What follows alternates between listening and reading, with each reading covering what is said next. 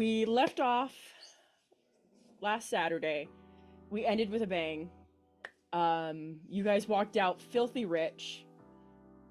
And you guys can figure out how you're splitting the monies after you get it back from the miniature mimic that has swallowed all of the gold and all of the coin, all of the silver. Everybody walked out with brand new legendary items and have been hailed heroes. In the face of everything that has taken place, you guys were immediately, for the most part, separated. With some of you being pulled by the Order of the Viridian Path to other locations, other tasks, and some of you going off on other tasks with your deities, or even just to find yourselves, figure out what's going on. But still, everywhere you went within Edelheim, you were hailed a hero. And every year on this fateful day, a celebration of huge proportion takes place in Lakota to celebrate all that you guys were able to accomplish and the end of the Dragon War. And so, tonight's final story begins 10 years later on Lakota. And I lost my tab. There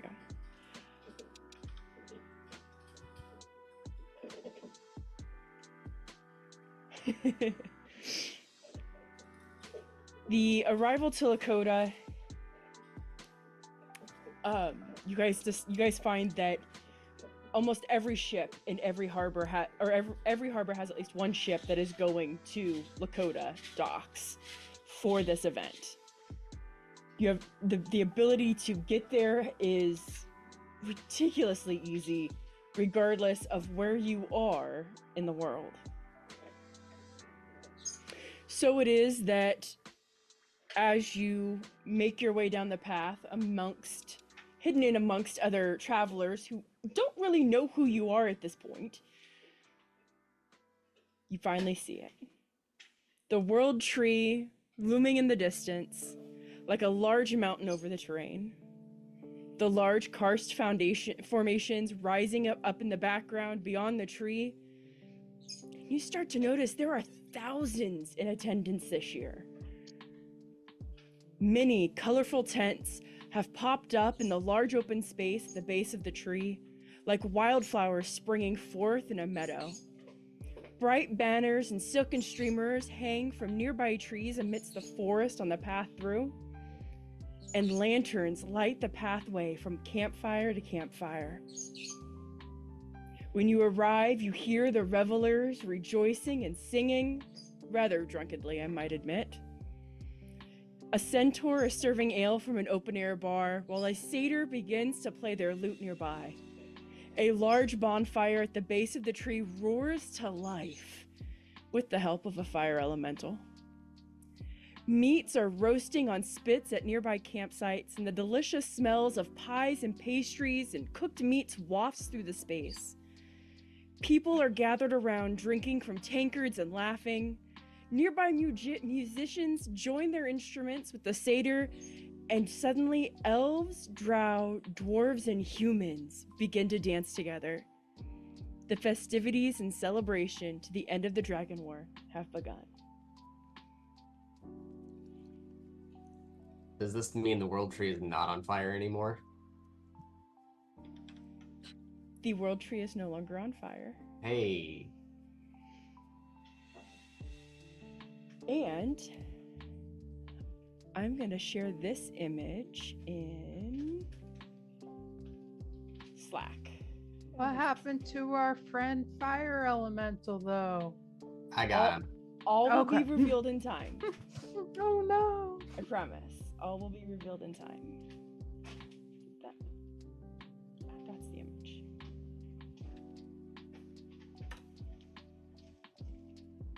There is your view.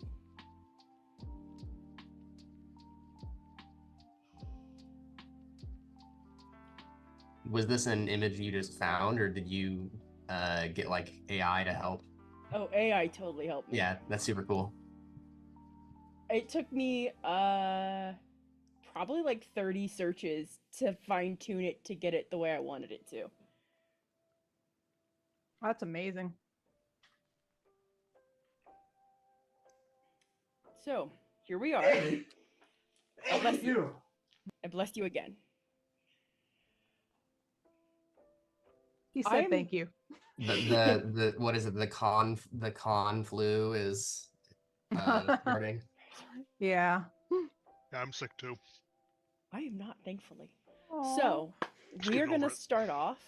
I'm gonna have you guys technically roll for initiative. This is gonna determine who is arriving first.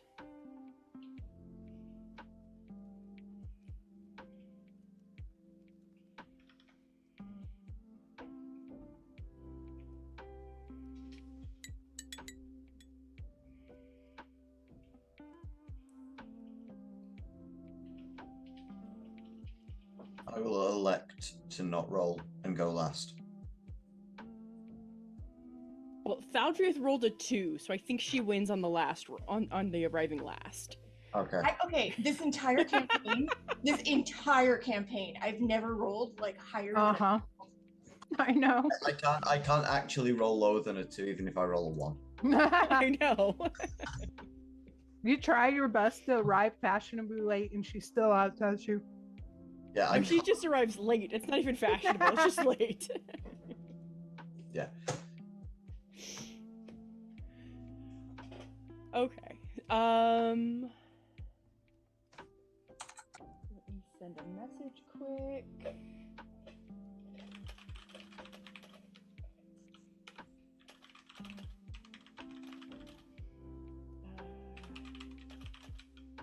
So, just to Even- reorient in my brain, My, for it. my, You're good.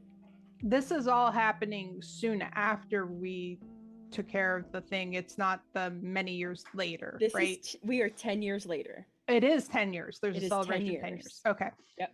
That's why I wanted to double check. I was like, wait a minute. Cool.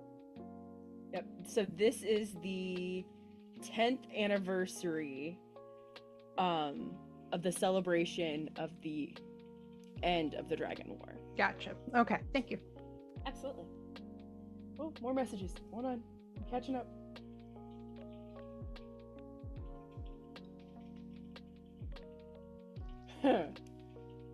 Radix, do you know this from experience? Maybe? Maybe?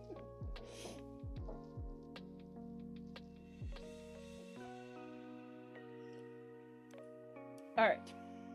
Now that I'm caffeinating, our first to arrive is Dante. Everybody's token is already placed in the bottom left of the map. Feel free to. So, what I'm going to ask you to describe is how you are arriving. Are you on horseback? Are you hoofing it? Are you how are you doing it? We know Barrel's hoofing it. No, I'm on horseback. Come on. Oh, that's right. Sorry, horseback. My bad. I need an AI image to help me with that, please.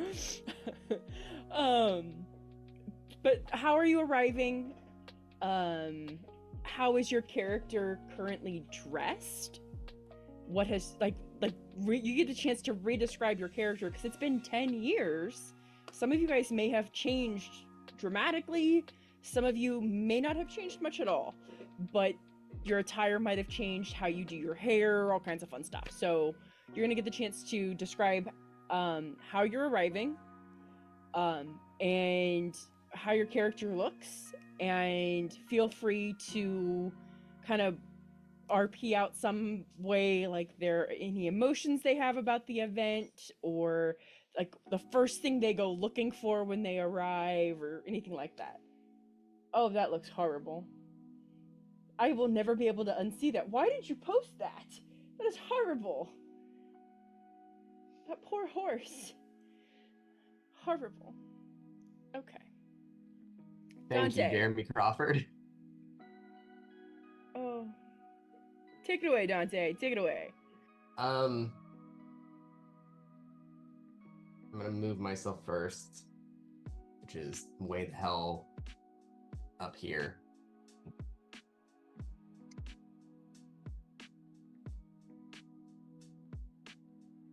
Up by the fire. I will be teleporting in. Okay. And Are you teleporting in like right at the fire, or are you teleporting Yeah. in like okay?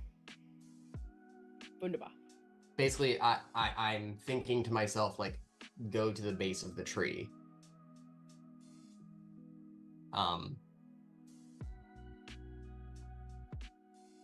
And is this, generally speaking, that same, like, fire forge area where we first found the forge collar and the elementals?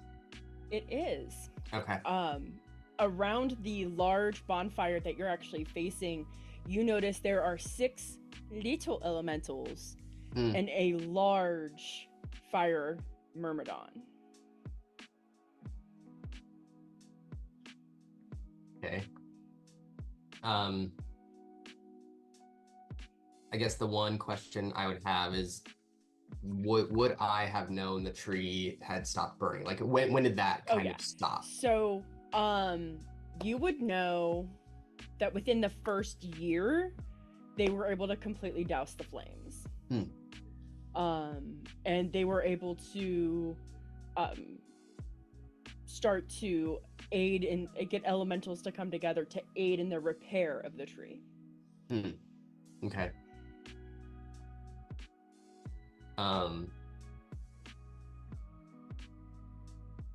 So I pop in, and I'd say I'm in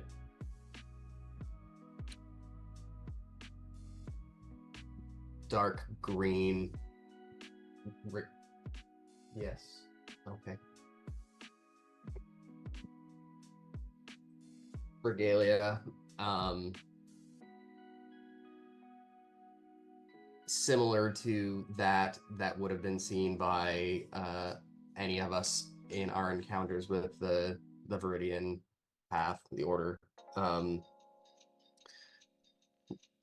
am a large dragonborn, obviously, a copper one with more of the Chinese style, you know, the longer stout. Definitely have the whisker-esque thing hanging down now. Very much more green in the face as I'm getting older and my scales are starting to patina. Oh, ow.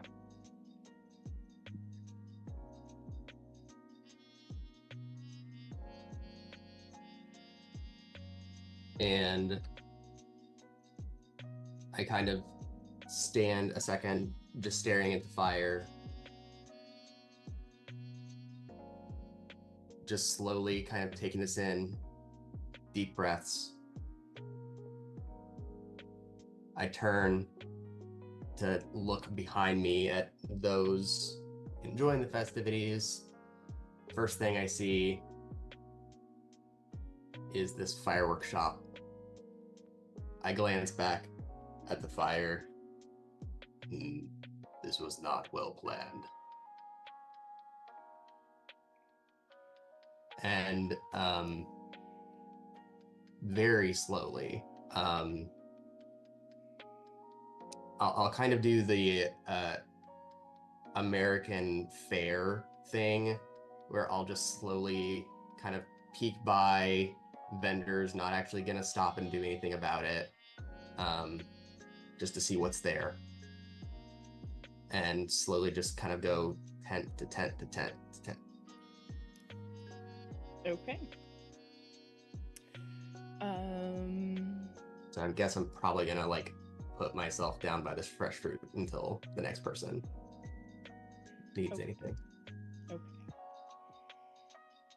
Next on the arrival list is I've got Northern. I have you next on the list. Do you want to arrive just before Thaldrieth instead, or do you want to go ahead and go next? Preferably before Thaldrieth. Yes. Okay, Yeah. we can do that. I was just rolling to demonstrate that it was impossible for me to roll lower. That's why I was like, I think the lowest you can get is like a 3. Yeah, and then I roll with advantage, so I'd have to roll double 1. Yeah. So So that will take us to Barrel.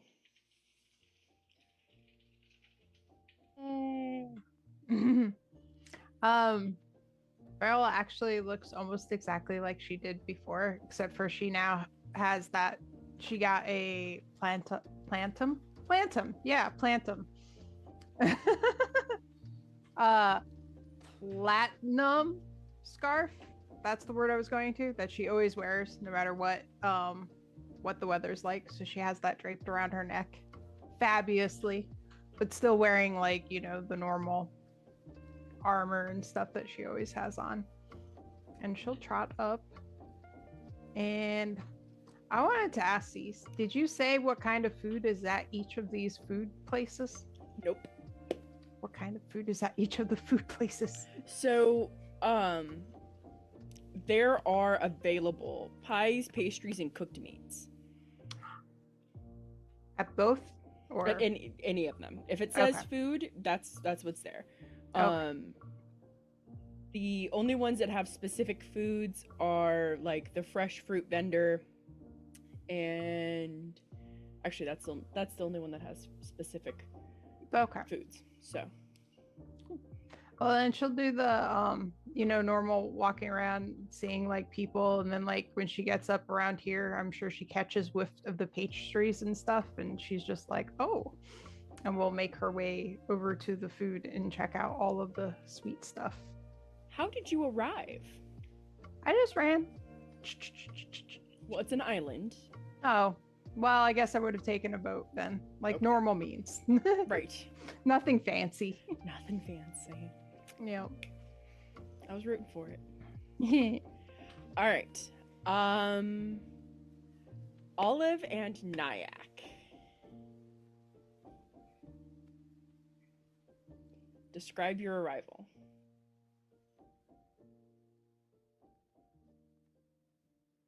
You're muted, Olive. That's mostly up to Nyack, because Olive's just kind of along for the ride. Oh, we would definitely be teleporting in at the tree. Like the same kind of location as Dante ported in, like just below the fire, or a little bit more like western or eastern, or where exactly? It would probably be just northeast of the fire. Nyack would have remembered that area as being where the big fire dude and the circle of little fire guys were, so he would have kept that spot in memory.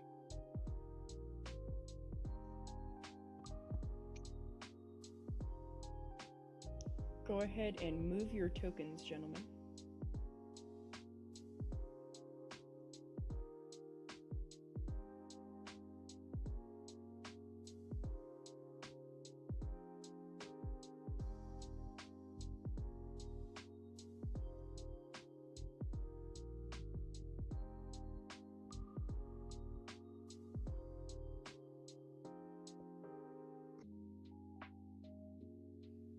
Please describe yourselves.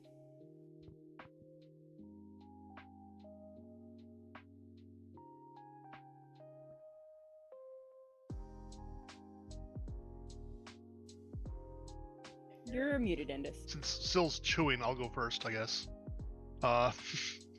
Olive is just wearing fairly basic green clothes, got a green hood up over top of their head and everything like that, pretty much covered up.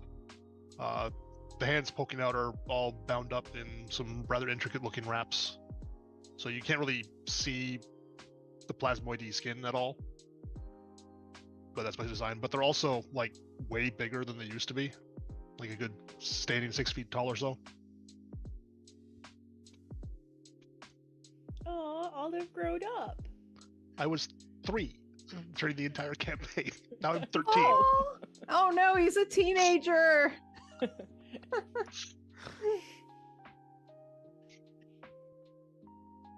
Nyack is quite the opposite. He's dressed in more fineries, heavy purple color throughout his wardrobe.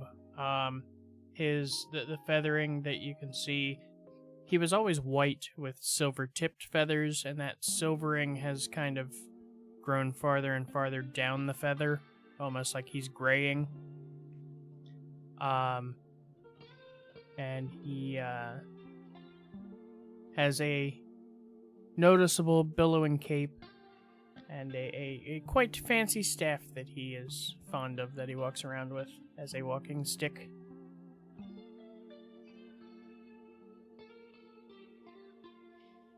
What are you two doing after you port in?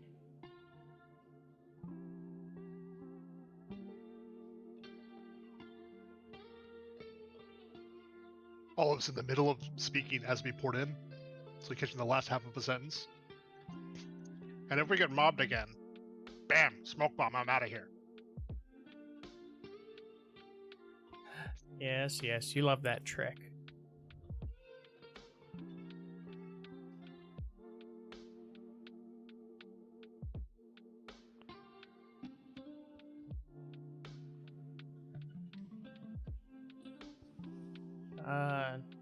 Nyack would probably start toward the bonfire or road, looking for anyone familiar.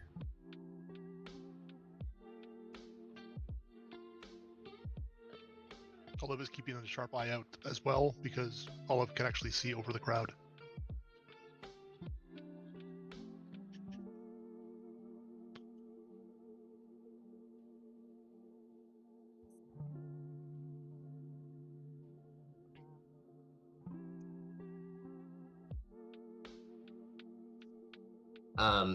Yeah, I think I'm like less than 100 feet away from you guys.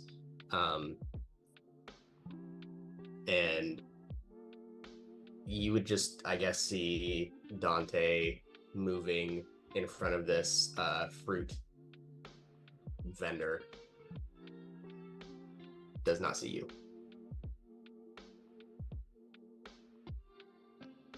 Olive. You hear the Myrmidon speaking to the fire elementals in whatever that language is. Ignan or whatever, yeah. Yeah. Specifically calling them young ones, and to be careful with their flame, to not ignite the fire to the tree, and to stay on the rocks around the fire, because everything else around it could catch if they're not careful. So he's specifically talking to these little, and they're little. These guys are like maybe 2 or 3 feet tall. So those are just little fire elementals. And if you turn and look towards them, you see them like bouncing around and doing cartwheels and rolling and just playing in the fire. And you would assume something akin to like childish giggling is taking place amongst the 6 of them as they're rolling around playing in this large bonfire.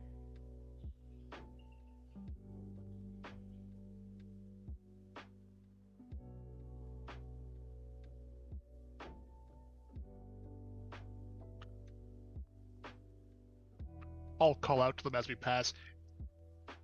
If we have to put out the tree again, I'm not going to be happy. The Myrmidon startles and turns around quickly.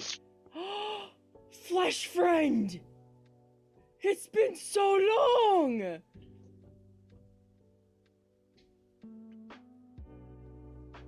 High five! And he like looks at your hand and looks at his hands. He goes, high five? You put your hand up, I put my hand up, there we go. And he just holds his hand out. I'll smack it, and I will take whatever damage you want me to take. I don't know. It's like 1d4. You take 1 point of fire damage. Worth it.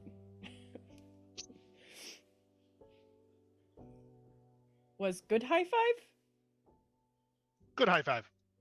Okay. It's a greeting, but maybe don't high five fleshies unless they ask first. Good to know. Good to know. Fire So soul. glad you made it. Going to Eh. be best year. Young ones are with me. They love the fire.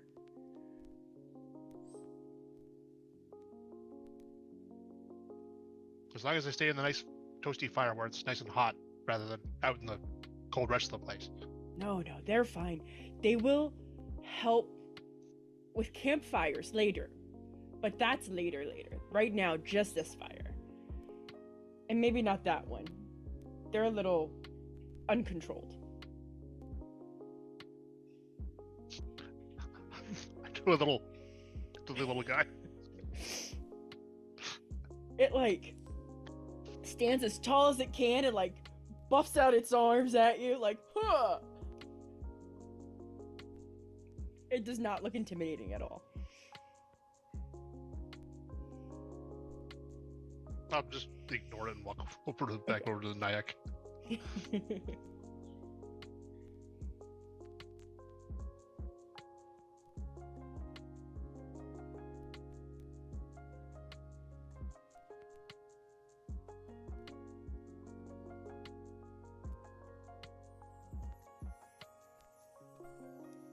Are you guys ending your walk there, or are you going to end it at another location?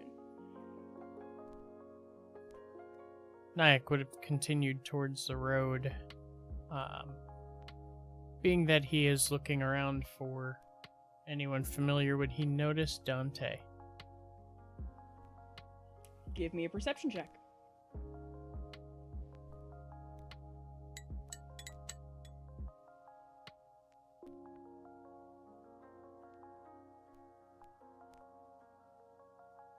You succeed. I rolled a 2.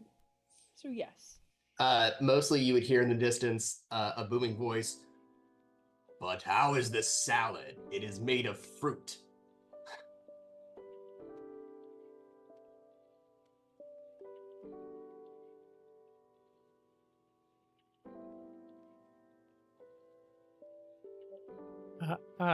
Olive, I think our friend is over this way.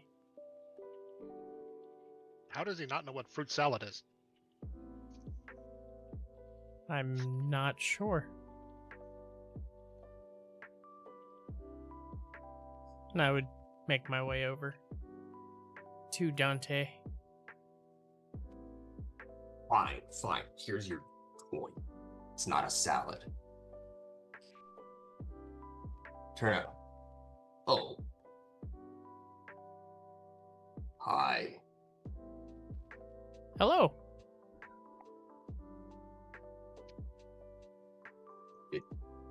Wait till you find out about salsa. The what? It's like a fruit salad, but primarily made with tomatoes. And mashed all up. Is salsa also a salad? It's made of mashed together pieces of plants, so sure.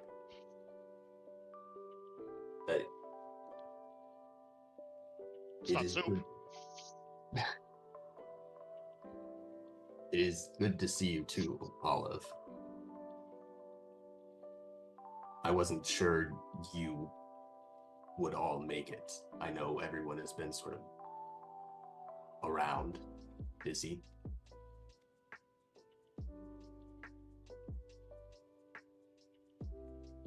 What have you been doing? Pretty good, I guess. Bopping around here and there. Punching random things that need to get punched. Same old, same old.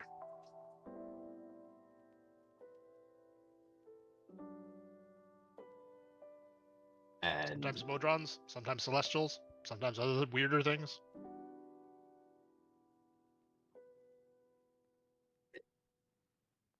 And I hope you're doing this for good reason and not. Nyack likes learning things. I see. And Nyack has been with you? Yeah, I'm his bodyguard. Yes, we've been traveling all over the plains. He's It trying to was- learn Two of things. Creatures trying What? to stop us. I punched the creatures. Yes. He does like to punch things. Yes. He's told me. Is it just the two of you? Most of the time. Every now and then, Viridian Path will give us a couple of others, but mostly it's us. I'm surprised we've not been paired before. Since then. Radix, you actually recall something come across your desk like a year ago where they had recommended that you join a group that was doing planar travel, and you were like, I'm too busy for that, dealing with this. I can't do that. Okay. You declined it. And now Got you're it. like, oh, maybe that was them.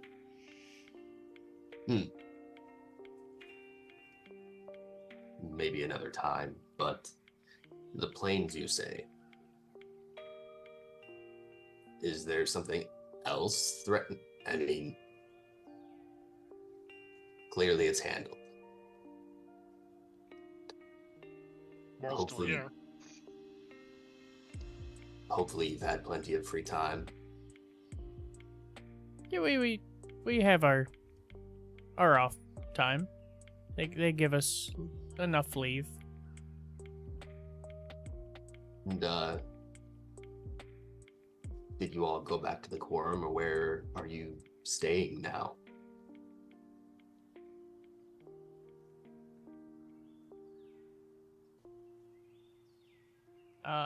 Was shortly after the episode with the dragon, I somehow Olive was convinced to go back to talk at the quorum. So we did go back and visit, but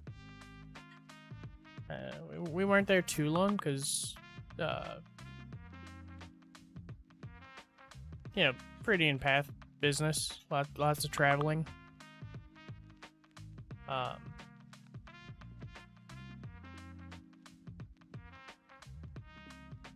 have no clue how to pronounce that. Aliva. Oh. I own some land in Aliva. Hold on, I need to look at the map, because I had to look up where I was. Western continent. Got it. It is just I see it. southwest Royal of Forest. Prison. Yeah. Yep.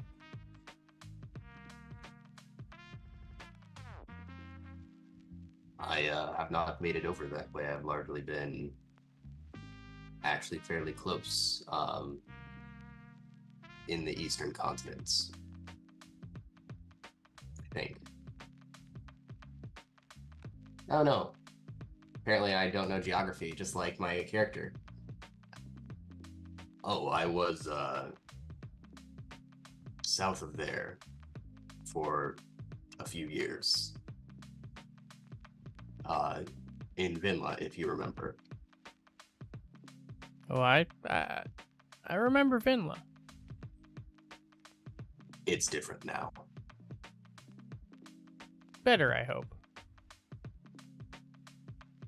You should go ask your friend, pointing to the big fire elemental, Little one. little one.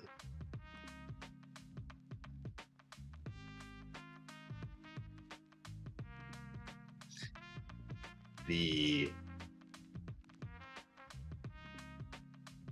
area is no longer flooded, no longer has dragons, and that's where he lives now. The forges are up again. This is officially news to Olive and Nyack. The forges just reignited like 6 months ago.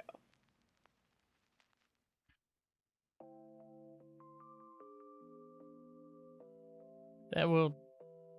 It'll definitely be a good boon for that side of the world. Well, it was the things that they could pull out of there and create were, well, from what I understand and my search for answers at the quorum as well, second to none. But since then,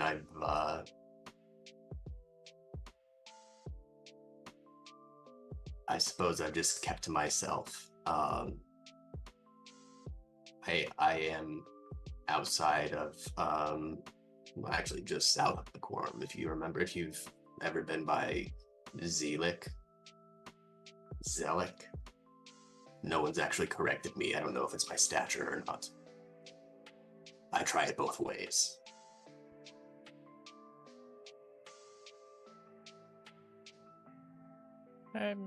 I spent a lot of time up there, so yeah, I'm fairly knowledgeable about the area. Is your person here, pointing to your hand? No. At home. Haven't actually seen her in a couple of months. Celebration would have been a great reunion. Yeah, well, we came here straight off business, so. Fair enough. Have you seen anyone else yet? No, we just came in by the tree, and you were the first we ran into. You like some salad? Oh, I love fruit salad. And I just like call back to them. Okay, I can't do it. I need just give me a big thing of mango. And they they slice it perfectly, split it, and hand you both halves. And I just like push this bowl into Nyack's hands.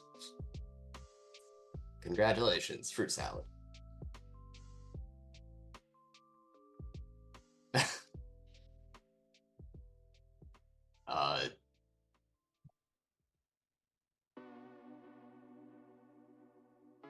Sorry, there's banging outside of my door, which means my child is supposed to be cleaning up, so I'm not sure how that's banging, but okay.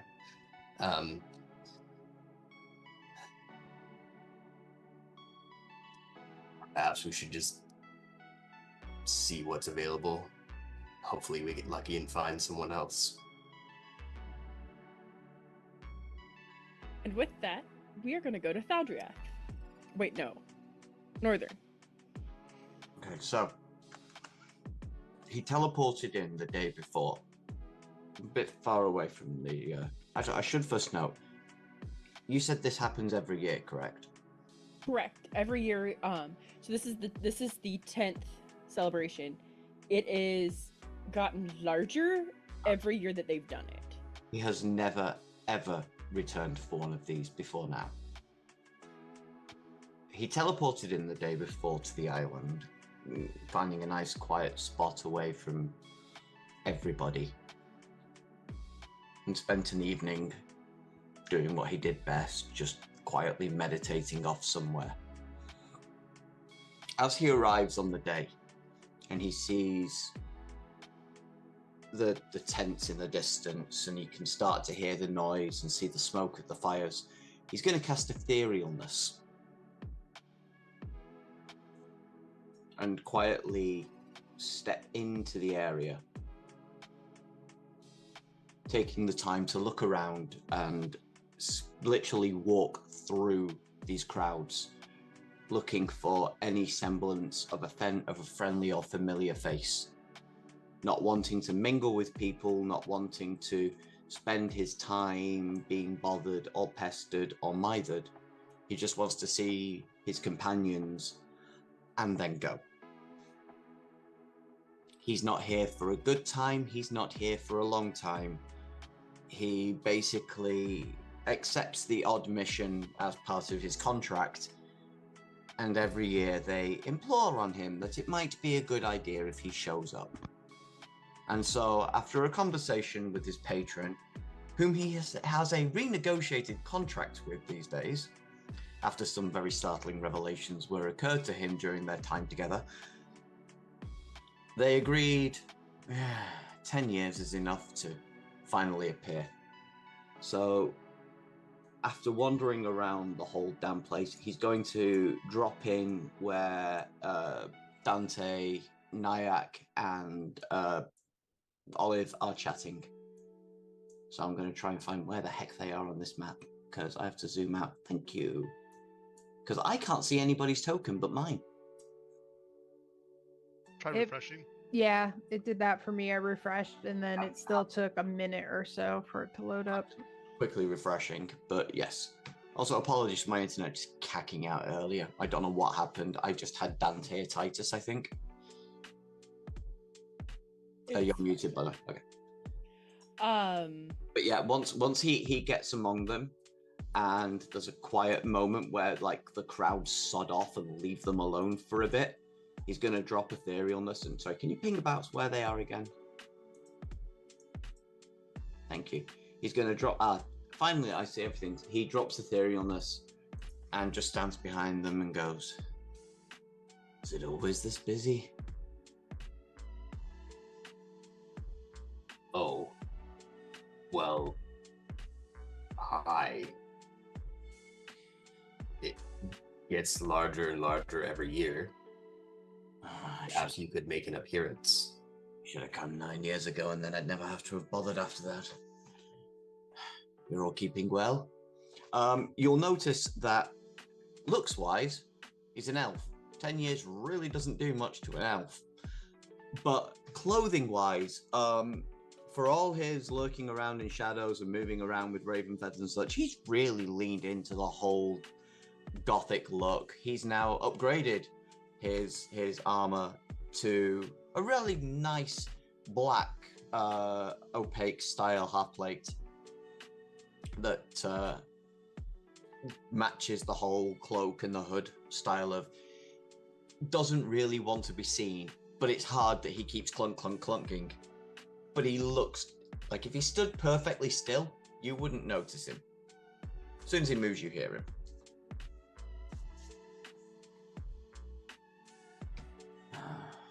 When did you get in? We were just about to go looking for others. You mean here or on the island? I arrived yesterday. And I got here 10-15 minutes ago. I was just looking for you.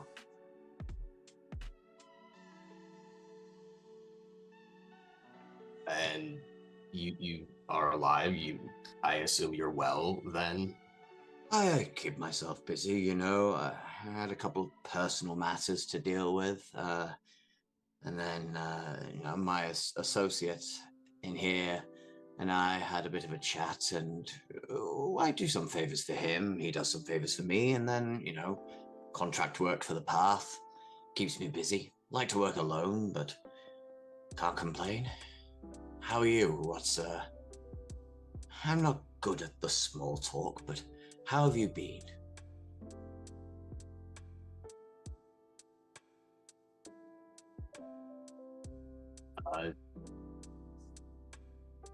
I slept for a while when we were done, and then I got bored, and so I leaned into the cleanup effort. And the order appreciated that, and so while I may not go out on as much as I used to, I suppose I appreciate being able to still direct others to do so. I still enjoy my trips. You know, this world. A couple of planar travel excursions keeps me stocked. Also, one other thing you'll notice if you pay enough attention, his old, really beaten up and crusty-looking sword has been replaced by this beautiful silver handle, golden pommel and hilt, and really gorgeous-looking longsword. It's one that he picks up from the Dragon Horde and claimed for himself when we were all dishing out what's what.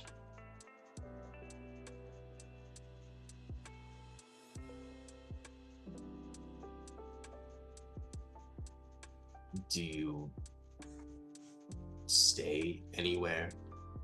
No. You know me, always moving. Different town, different job. Keeps me busy. I guess I'm not really a settle down in one place person. There's something nomadic about me, about my past, that just, it doesn't behoove me to settle in one place. Speaking of hooves, where's Beryl? Well, we were going to go looking for others, and here you are, and now 4 of us can go walking to find others. Lead on. Probably at a food stall somewhere. Not this one, obviously. And with that, we're gonna bring in Aldria. Okay. So Val walks up. She largely looks, pretty the same. She's an elf. She doesn't, age that noticeably in 10 years. She has her hair, so she has very pale blonde hair, and her skin is like a normal peachy skin tone with a slight silvery shimmer to it.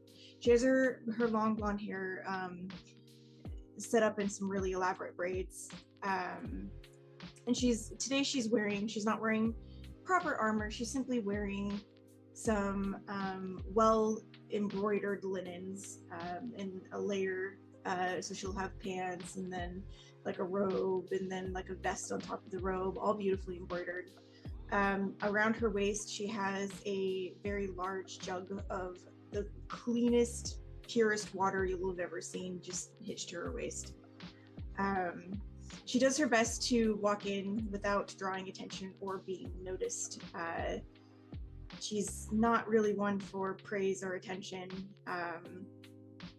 So she does her best to stick to the outskirts and not draw any kind of fawning.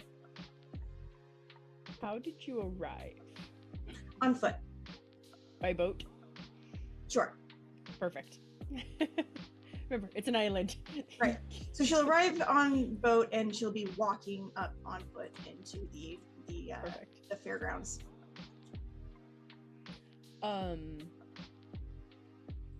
Knowing that you and Beryl both arrived on foot, and I would say not long away from each other, probably only like 5-10 minutes, there's a good chance that Thaldrieth would be like, I think that centaur's Beryl, but she's far enough ahead that you're like, maybe it's not, but maybe it is. So you would have like a natural like inclination to think Beryl is already here because you saw a centaur further ahead of you at one point. Okay. Hold on, let me refresh the map real quick.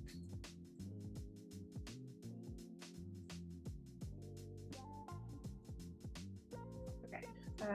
Wow, that's a lot of pins. Hold on. Zooming in. All right. Can you ping where Beryl is? Because I am. Okay, cool. So I'll walk in.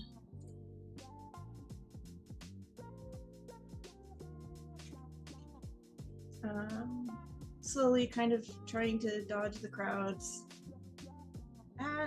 Map. There we go. I'll kind of stand like kind of over here and just like maybe nod at Beryl if she happens to see me. Otherwise, I say nothing and keep to myself. Do we want to take bets on the odds of Beryl seeing her? Beryl, give me a perception check. Hold on, the DC is 10. This is the one where she rolls a natural 20. Oh my god. Okay. That's DC was 10. There you go. All right. So in that case, since I actually see Thaldra, I'm assuming they had like funnel cake or something of pastries or Sure. something along Anything- those lines. All kinds of stuff. If you thought of it, they have it. We're gonna Cool. go with that. So I'll just trot up to Thaldra with my funnel cake, munching on it, and be like, "Hey, Thaldra, how have you been?" Beryl has powdered sugar all over her face. Horses love sugar cubes. Mm-hmm. Oh, hi there, Beryl. It's been a while. How are you? I asked you how you were first. Oh, okay. I'm all right. Ah, cool. I've been good, busy traveling around, things. I nod awkwardly and shuffle my feet. I see you're still super aggressive. Me? Yes, you. Oh, I don't. I am. I fear gathering too much attention here. I'm not. These parties are not for me. Yeah, it can get crazy sometimes. That's why I'm happy I can just disappear when I want to. But Well, that would be a useful skill. Mhm. Everybody give me a dex saving throw. Okay. Now it's a real kind of party. Mm-hmm. How's a 30? You barely beat me. Damn you. 29s and 30s over here, and here's me rolling a 13. You crap. Dante got an 11. Yeah, he sure did. Okay, so DC was 15. So anybody who rolled under a 15, you jump as a loud firework goes off. Yeah, I would say my reaction is one of aggression. And so I, drop my fruit or whatever to the ground and I have a spell prepped. Like, Trained explosion response. I also jump and just pull out my sword, like look around, like what the hell. I was just gonna put out a hand on top of Dante's prepared cast to slowly push it downwards. oh, that's right, because you're huge now. Not huge, I'm like medium sized now. Compared to what you were. You can actually put your hand on my arm. Yeah. Thal whimpers and covers her ears. You hear children giggle in response as multiple people around everybody jump. And the gentleman manning the fireworks stand, everybody can actually hear him yell to the children, "Not that close to the fire!" I knew that was bad planning. They're actually right in this open area here. I'm so glad I came. These small children, would they be called like Peregrine and oh god, I've forgotten his name. The other one. now. Took. Well, no. Yes, Peregrine and Took. We'll go with that. Meriadoc. Yeah. Meriadoc, that was it. I couldn't remember his full version. Yeah. No. Have them washing plates by the end of the night. No. They're not halflings. No, but they're the same size currently. They are, at that.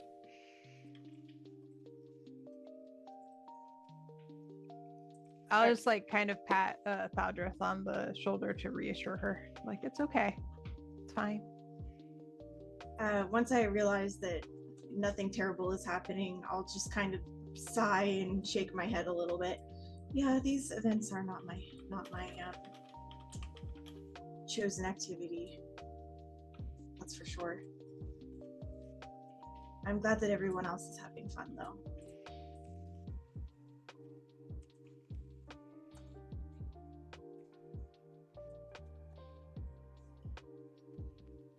South of where the firework went off, you hear the banging of shields.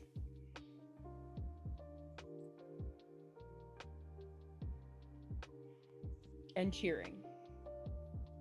Loudly.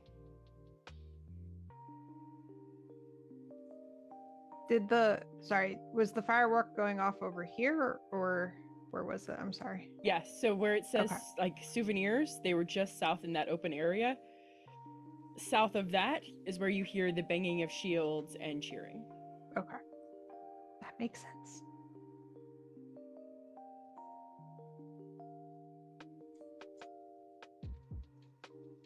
Suppose as we're walking, I don't know, I'm just gonna like put myself here or something. As I see them jousting. You Sorry. notice the food vendor that you're walking past right now has handheld pies of apple and cherry. And they also have something that they are calling an elephant ear, but it is a very large pastry. Roughly almost 20 inches in circle-ish.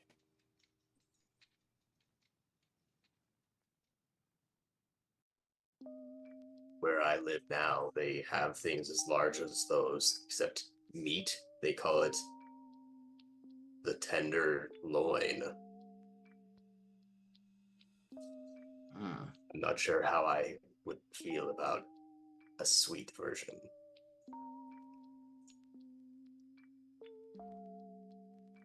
Are you talking to the vendor or are you talking to No. a friend? Okay. Just musing to Open. myself if the others are nearby. Perfect.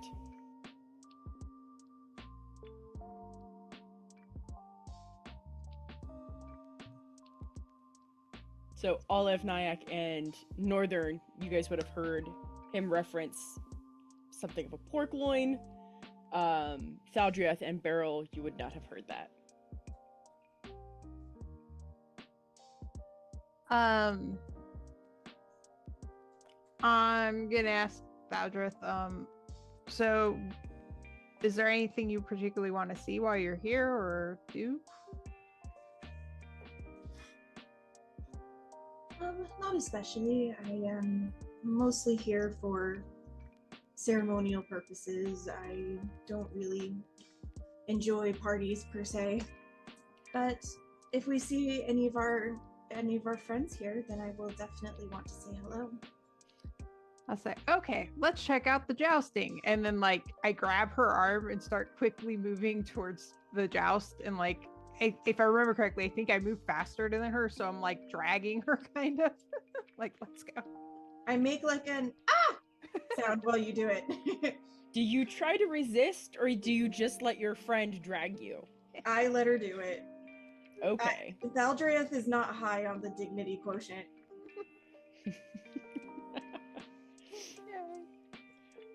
Beryl, go ahead and move your and Thaldriath's token.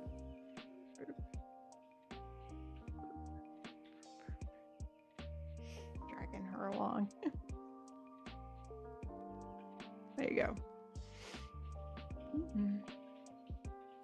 When you stop moving, I will stand up and like shake my robes and skirts and get like dust and dirt and grass off of them.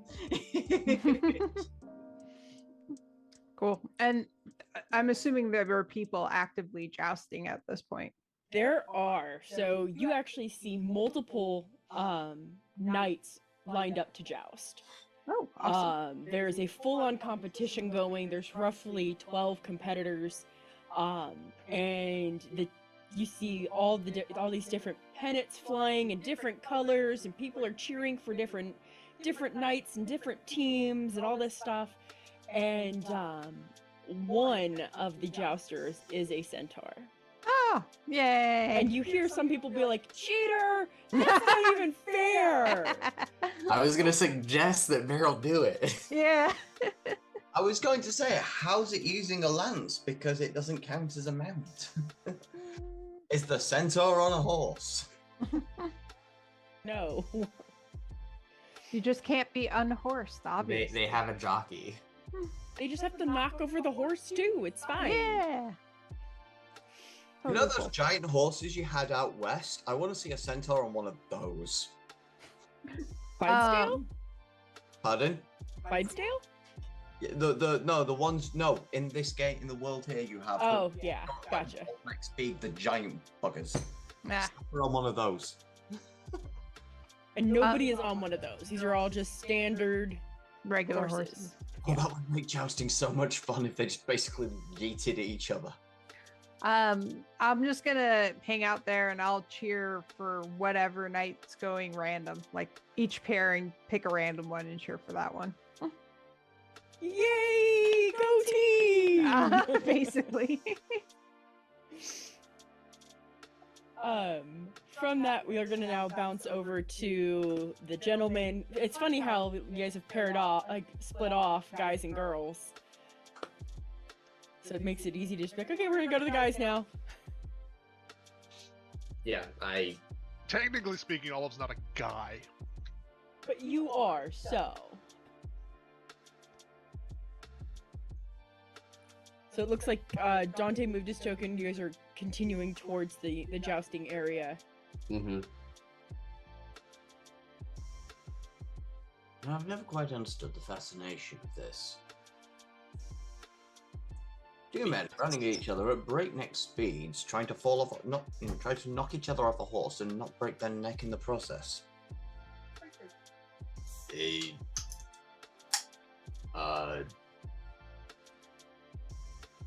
is a skill in which, for non-magical means, is actually quite effective in front lines of war. The charge. Breaking the front line. I've never really fought in a war. I will defer to your expertise on that one, but... What are you talking about? We won the Dragon War. Yes, but we were a handful of people. We weren't charging a line on horseback. We were a special operations team. Yes, but what I mean is I've never been involved in a mass brawl, melee, if you will.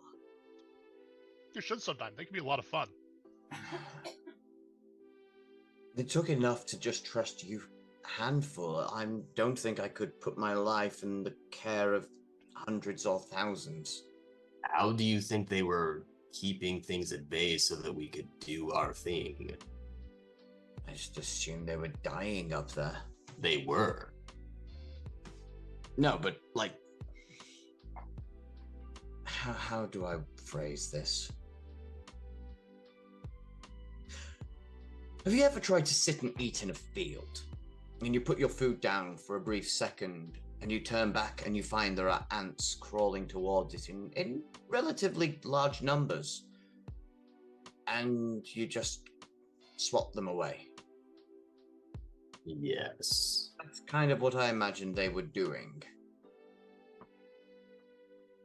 They weren't necessarily fighting, they were just dying en masse, but keeping things occupied long enough that we could get our job done.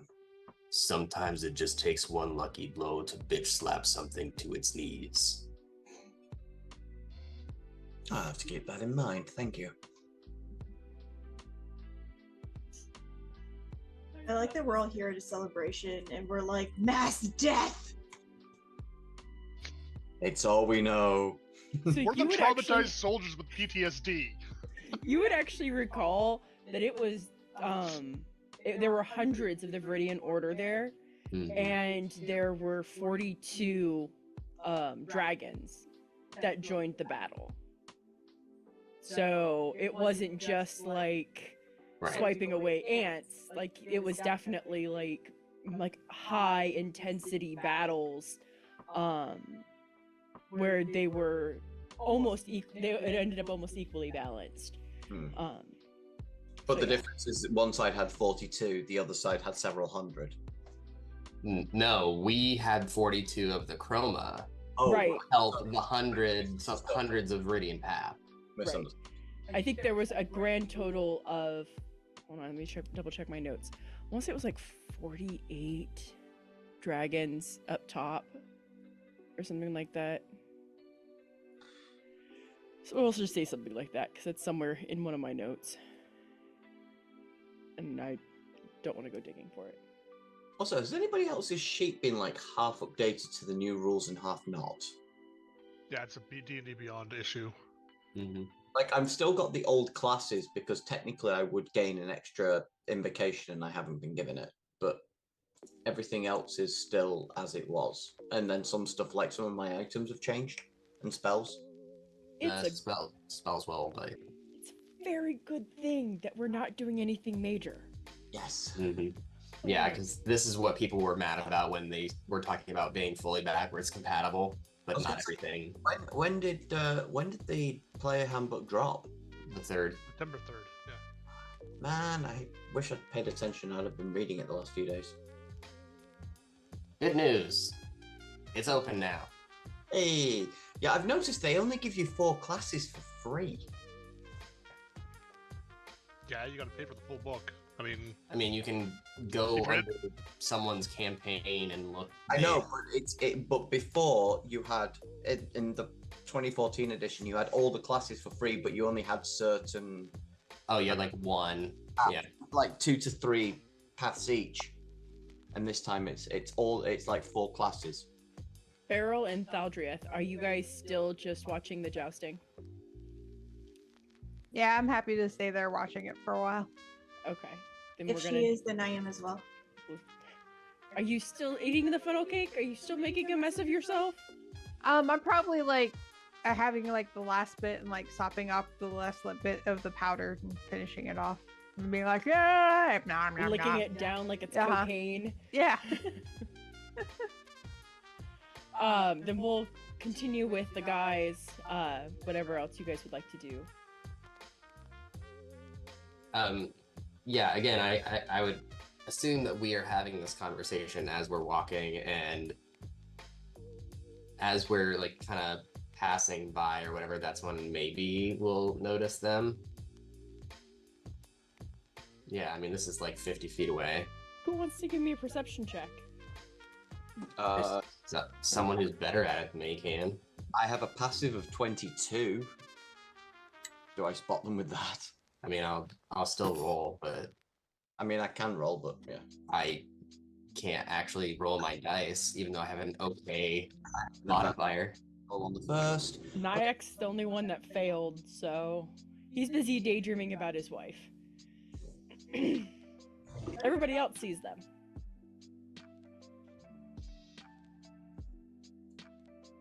Ah, there they are. Recognize those hooves anywhere. Beryl is covered in powdered sugar. Oh no, she started a cocaine habit. I suppose some things haven't changed. She had a cocaine habit before? You didn't notice? Why do you think she was so unobservant? always so upbeat.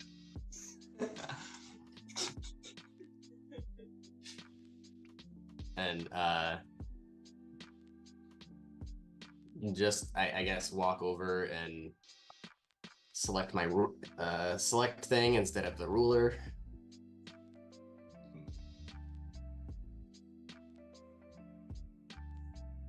And approach and say, "I'm happy you made it."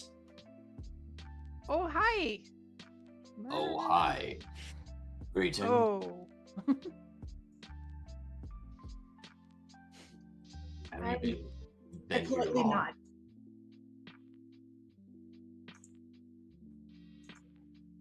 nod. No, we just came. Well, I got some sweets, and then it came over here, and we've been cheering for the knights. They like run at each other with sticks, and like, psh, it's fun.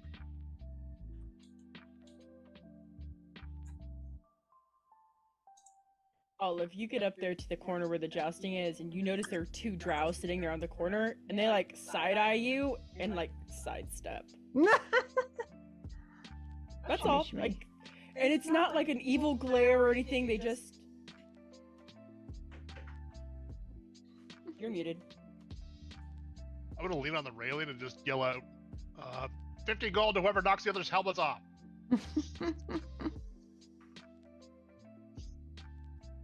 The Although No, that's stop not being- sportsmanlike. the, You're Fine. not actually supposed to hurt people. the satyr down at the end, so he's the one that's right here. There it goes. He's like, yeah, let's see some blood.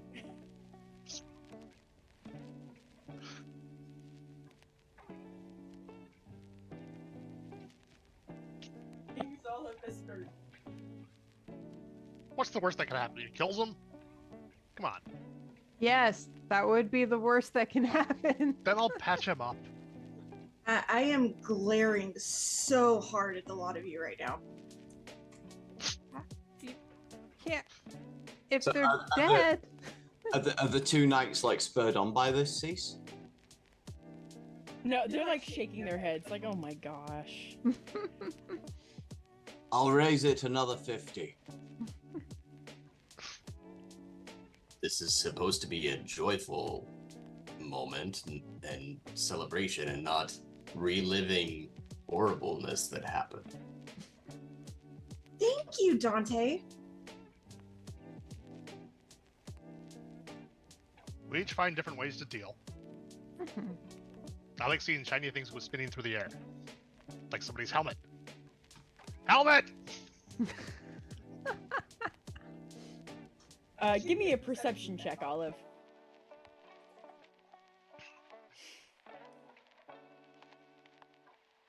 Ooh, that's bad. 15.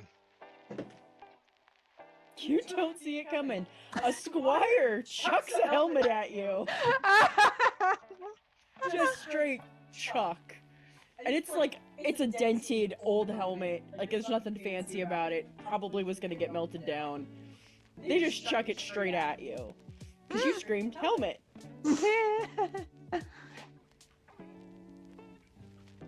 Ooh, Olive, you should join the joust. It'd be fun. Cease, at some point, like, are the knights going to continue jousting, or are they just taking a break? Oh no, they're jousting. I'm just not moving everybody's token. No, what I'm going to ask is there some point where there's a really good collision and one of them gets unseated? Oh, I'm sure. Because when there is, I just want to cast slow, so the whole, like, the impact and the whole fall off happens in slow motion. Sure. Like, for it. just like a highlight replay version of it. Go for it. Okay. So you guys see that happen. I just turned to Olive. Happy now? Mm-hmm. I didn't see a helmet go flying through the air, so no. It went flying through the air at you, remember? That's not the same thing. He's actually gonna put the helmet on. It has, so like the visor is up, but the visor is dented on one side. There's like a splinter sticking out of like one of the slits in the visor. It sits very lopsided. It's very beat up. I'm just imagining Olive pokes out through the front button of the And the jousting continues, Yeah. undeterred by the magical effects of the slow that took place. Oh no, I drop it after the collision. I just for that one moment and then drop it again. Because a joust in slow motion in general would really not work. Just get up to I mean, it could. All dramatic. Provide music. yeah, but the actual Very long impact, and very boring. the actual impact would be like, oh, Carry No, on. it's still full impact, because it's just looking slow. That would be funny. Yeah, that would.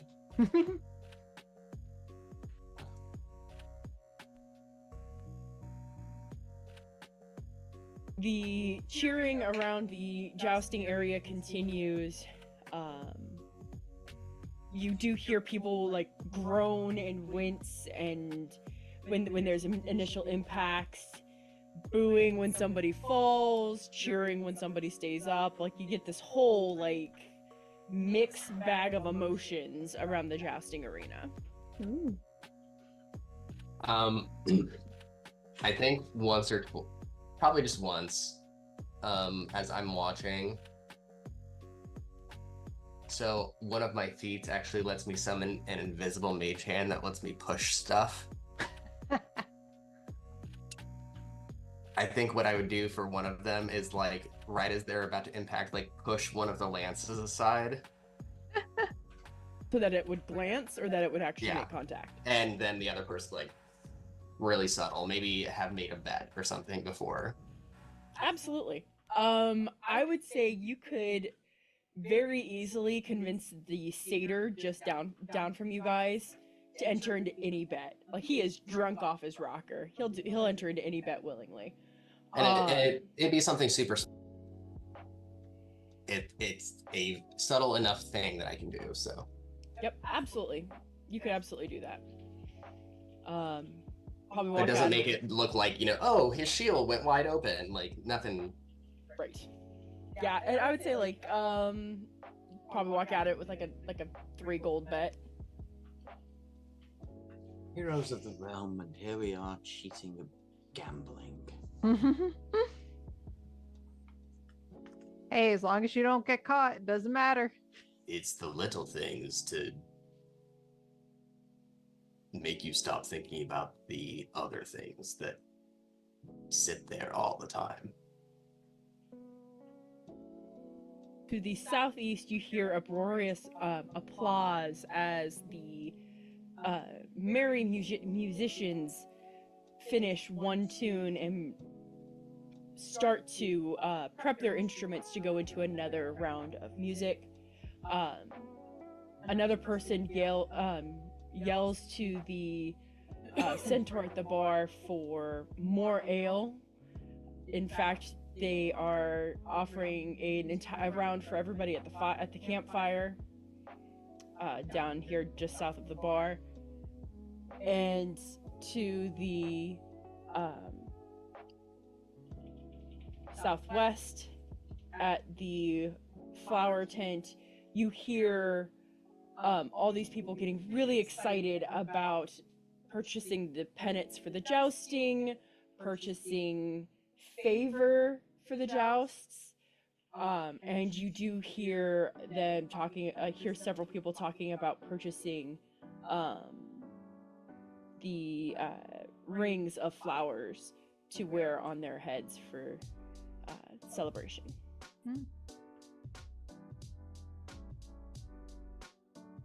I think eventually I might not say anything, but I'm also not quietly leaving. I'd leave the jousting to go listen to music or something. Okay, go for it.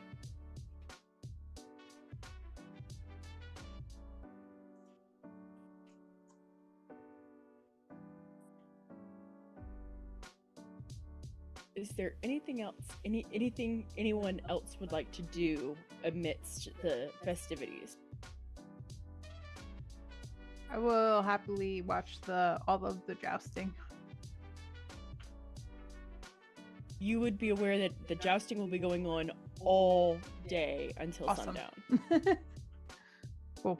I might wander away to the food stall to get more pastries and then come back, but And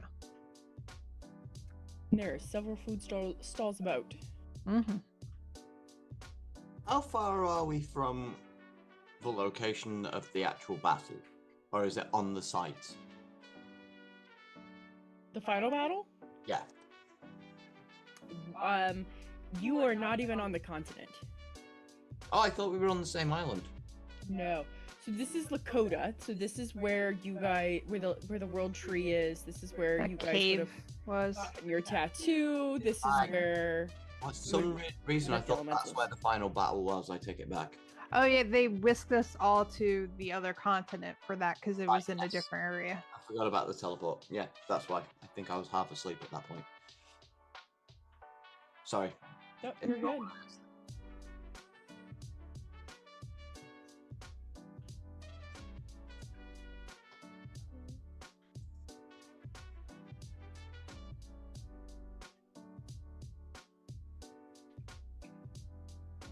I think the only thing that I would really possibly look for would be if Rond was here, or I mean that's kind of the only one that would stand out to me.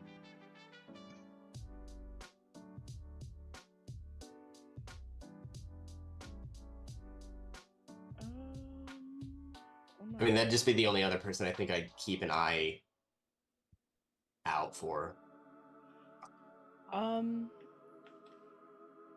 You do not see Rond. Not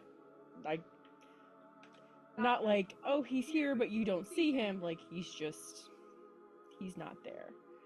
Yeah, that's fine. However,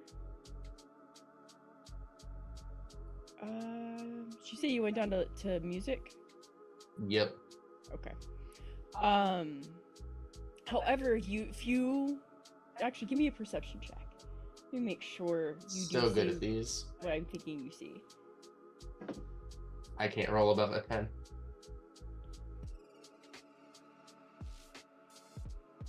Yeah, I rolled a 15, so you're in luck. You recognize a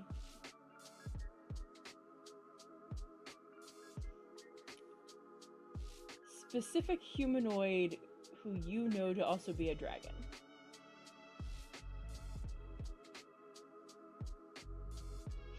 Over at the bar, receiving 2 tankards of ale from the centaur. Hold on, just because I'm bad at remembering names. I have notes somewhere. I know who you're talking about, but is it Zebra? Yes. Yes, it is. You said at the bar. Is there a token for her?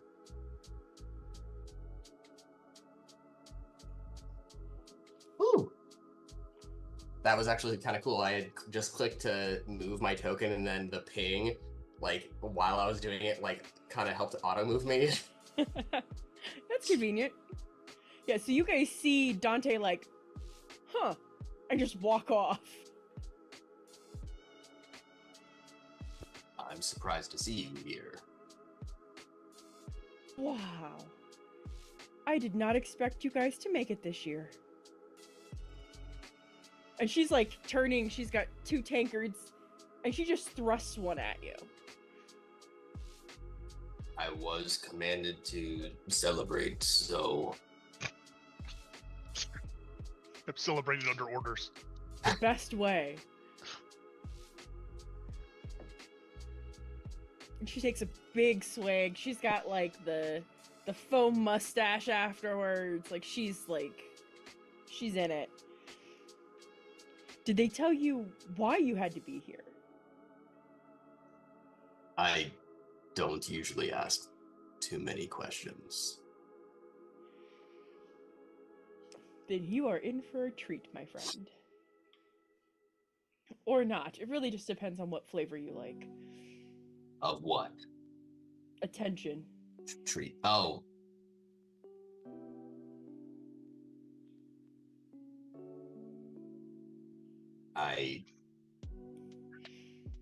Rumor has it they are going to make an announcement to thank the... How did they phrase it to me? Fearless heroes that defeated the dragon? I'm assuming that's you guys.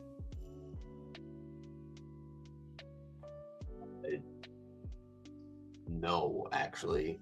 The dragon fled us from us. Well, then I don't know who they're talking about, but I assumed it was you. I was there that day. We spit on the dragon and it died. Had to have been you guys. Oh, I do not know, but we did face off and it teleported away. Interesting.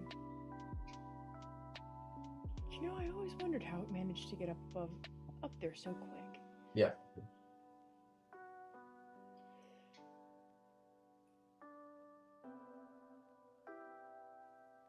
Well, either way, I am so grateful you guys made it. My daughter's here somewhere. We might be several sheets to the wind at this point. I'm surprised that this place can keep up with you. I've been at it for 3 days. I'll be sober in an hour. It's I really see. not fair. Are you all still here? No. No, we took our leave. Actually gave Marcus our caverns. And we've been we were up in the Hintadi area for a while, dealing with I think, were you with us? We were dealing with the silver dragons over there. And then, it's always hard to tell who from the order came to join us, because you guys wear those darn cloaks. I was not there for silver, but I do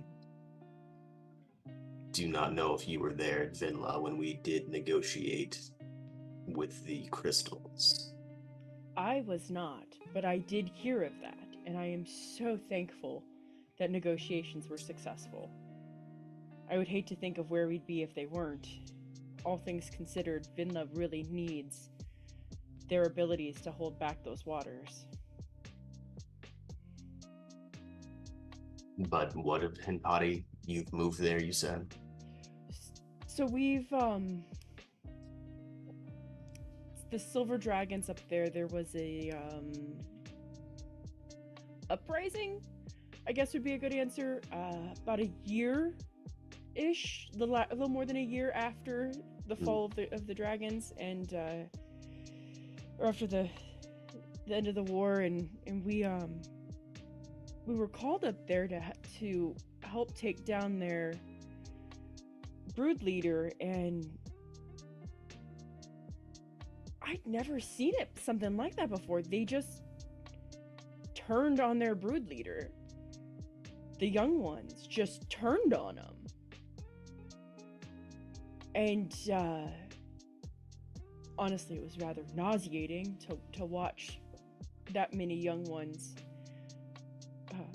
take down their leaders, but afterwards they asked us for help.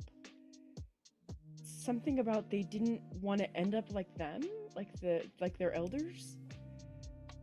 Desperation and fear in the face of it really makes one question their allegiance. It was and their surprising. resolve. Well, and they must have had a clutch of 30 eggs there. I've never seen a clutch so big. And they were so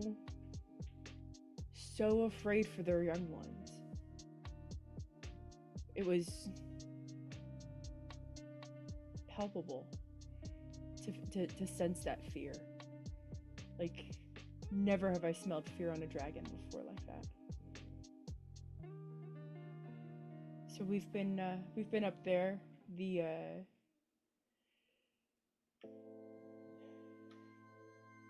caves by Wintlow have proven very nicely for us to stay warm. in the very frigid temperatures. But yes, we've been doing a lot of work up there, and hopefully we'll get the chance to fly over to Ubros and see how they're making out with the rebuilding at Etsu and Bithis. But have you heard how the rebuild is going? I've intentionally tried to stay away. The busier I am doing other things, the less I have to remember all that happened.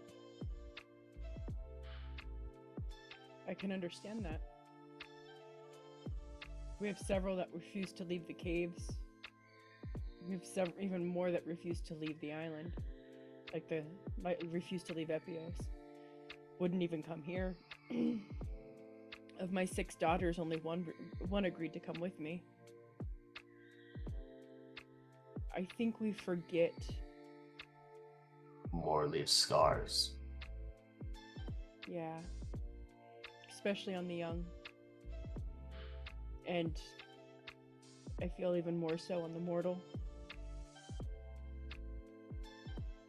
So, yes, we, at least I can't speak for the others, are not necessarily here to have a good time. We are just told to be here.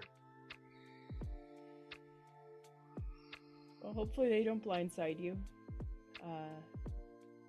And if they do call you out or anything, hopefully they don't embarrass you or make you do anything stupid. That seems to be a pattern at some of these events. Although the pie eating contest was rather enjoyable. Nothing like dumbing down an achievement with baked goods. But I magic makes baked goods much better. suppose at least she thinks so, pointing over at Beryl. She follows your point and she's like, oh yeah. And she just sees her covered in powdered sugar. It's good to see you again. And you, my friend. She Yes. like clinks your tankard and walks off. So I'll kind of just like sit between a couple of people or something.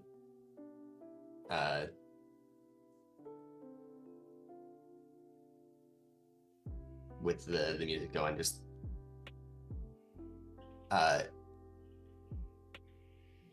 being alone in a crowd kind of deal. Yeah, so where you've decided to plant your character, you are surrounded by a treasure trove of personalities. To your left, if you're facing the fire, to your left is a female dragonborn. To your right is a male human. On the other side of the male human is a female tiefling. And on the other side of the female dragonborn is an astral elf. One that you've seen you've seen that race a few times, but not super common. And then you hear like a fluttering behind you, and when you turn around, there's a pixie air dancing to the music. And like she's like full on like air guitar and flying all over the place, like she's just in it. On the other side of her is a male and female orc that are in full discussion, drinking tankards and rolling their eyes at the pixie.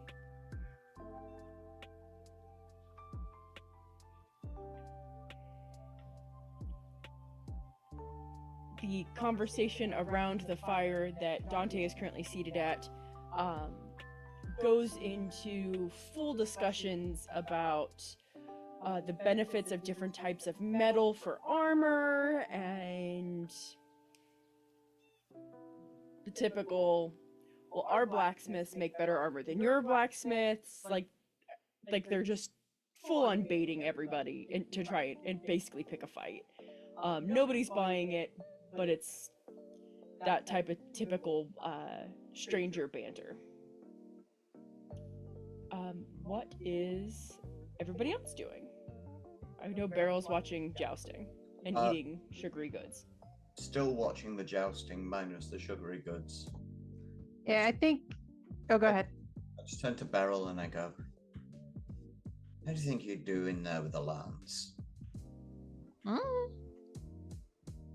Probably not good. I'm not very strong. Yeah, but they can't exactly knock you off your horse. Right, they could knock me over, maybe.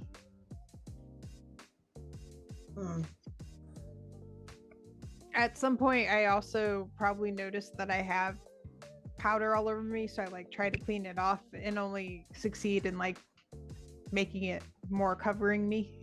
Like now I have like handprints on my sides and stuff from it. It's the glitter effect. Yeah. You look like you've been in a bath of chalk. Oh, sugar, man. Bath of sugar. I wave a hand and with prestidigitation lift the sugar off Beryl's form. Oh, awesome. Thanks. And I trot off and get more pastry. No, but as because you can lift dirt off. Mm-hmm. Prestidigitation. Mm-hmm. I'm going to curl it up into like a small ball and hand it a sugar cube. Oh, nice. That's even better. Yay. Okay. I'm mildly grossed out by that. I didn't say you were going to. Never mind. She ate it, of course. She is part horse. What about Olive and Nyack? You've arrived down where the band is. You've watched Dante have a full conversation with Sebra, who you would remember is the brood mother for the chromatic dragons. And you see a cacophony of races having amazing conversations all over the place. And ale everywhere.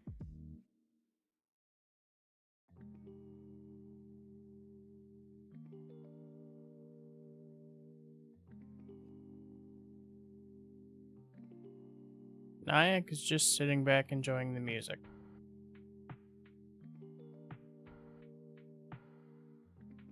What kind of music is being played? Instrumental. Mm-hmm. Not orchestra instrumental, but like, hold on. Bulk.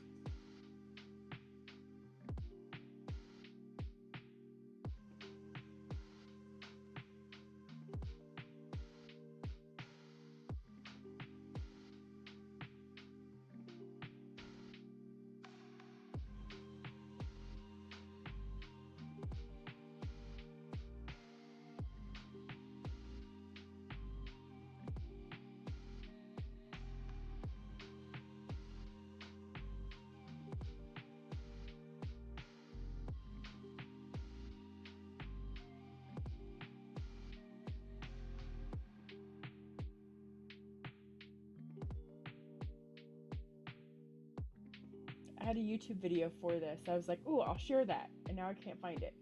So hold on. Let's see if I can find it.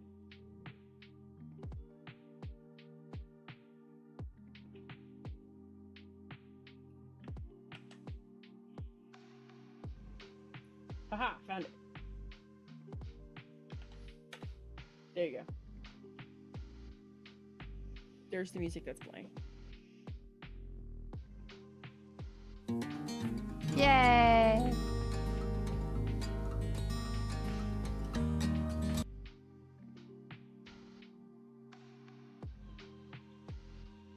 was just going to sit down by a tent and just sort of vibe to the music, trying to not to be noticed. making sure he keeps an eye on Nyack. When you're a blob person, it's hard for me to think of vibing because I just think of like a Zoidberg without his shell on.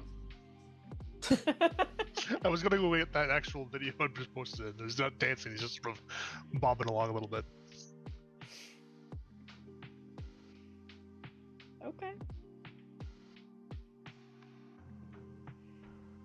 Thaldriath, are you just hanging out with Beryl and did your character ever officially discover his name? I have written an epilogue, and I will attend to that when I get there. Okay. Yeah. And his name was Josh. Or Kyle. It should be Kyle. Bob. Josh is edgier than Kyle. No, Kyle is edgier than Josh. Kyle's You're right. Yeah. So I'd probably hang out for a little bit, and then when I think Beryl is especially engrossed in the jesting, I'm gonna quietly walk away and maybe go look at like the flowers and the regalia booth and just kind of walk around and do my best to keep to myself and, you know, try to not draw attention to myself. Give me I'm gonna ask for a stealth check. Okay.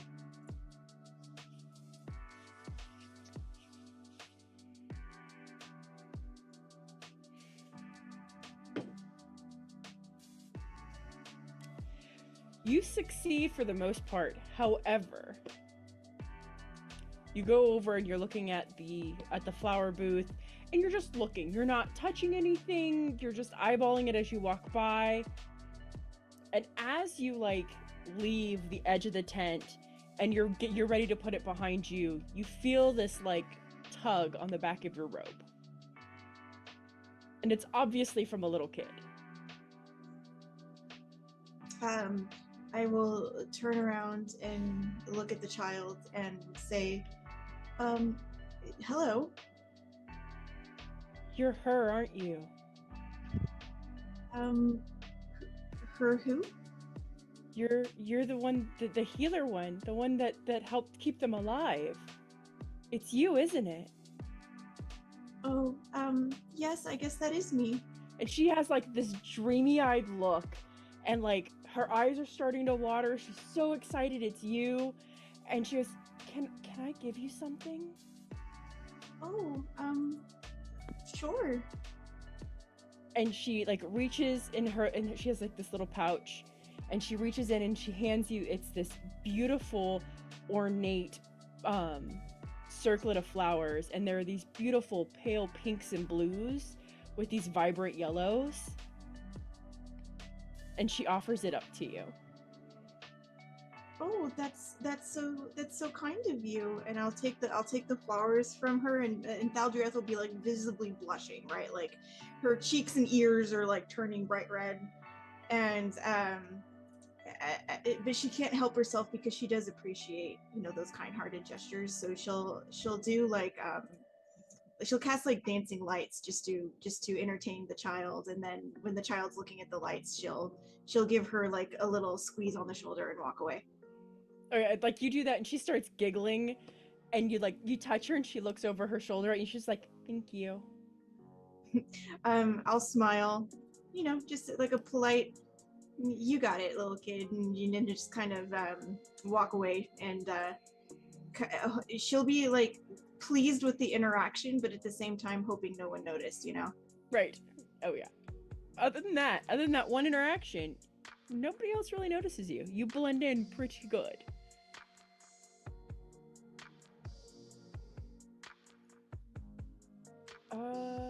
I'll also take one of the flowers out of the bouquet and stick it in one of my braids. Like, so it's like a circlet that goes on your head, like it's like Oh, a it flower is? tiara. Okay, cool. Then she would definitely just like find a way to get that to work with the way her hair is braided. Oh yeah. It would easily just right on. Okay.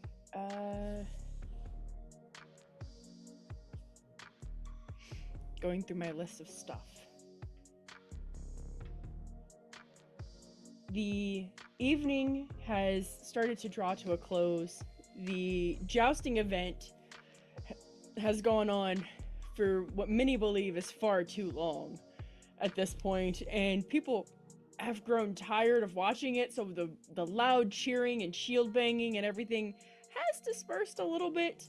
Are there still like some stragglers being like, yay? Oh, absolutely. And there's a couple that are really drunk that are just pounding their tankards on the barrier, like, yeah, let's go! Is this like the annual school talent show where all the parents leave once their kid's been on and nobody stuck around for like the last 4 or 5 acts?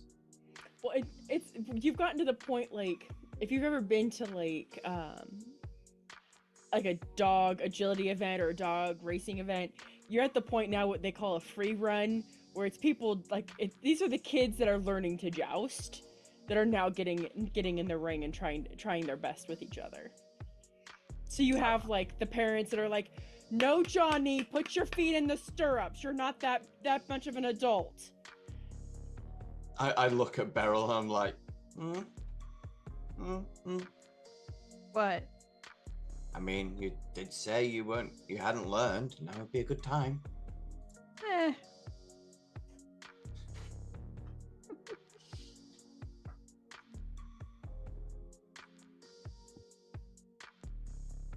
As the evening dies down, you do see the small fire elementals running down the pathways, jumping into the little campfires to ignite them with fresh fire, and then running back to the pathway to go to the next campfire.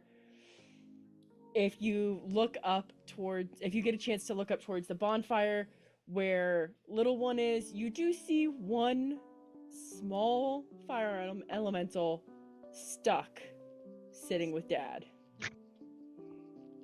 And he appears to, like, if you could read his body language, he's definitely pouting, and yes, absolutely full on frumpy and I want to go play too. His flame is super bright. Oh yeah. And the sun begins to set.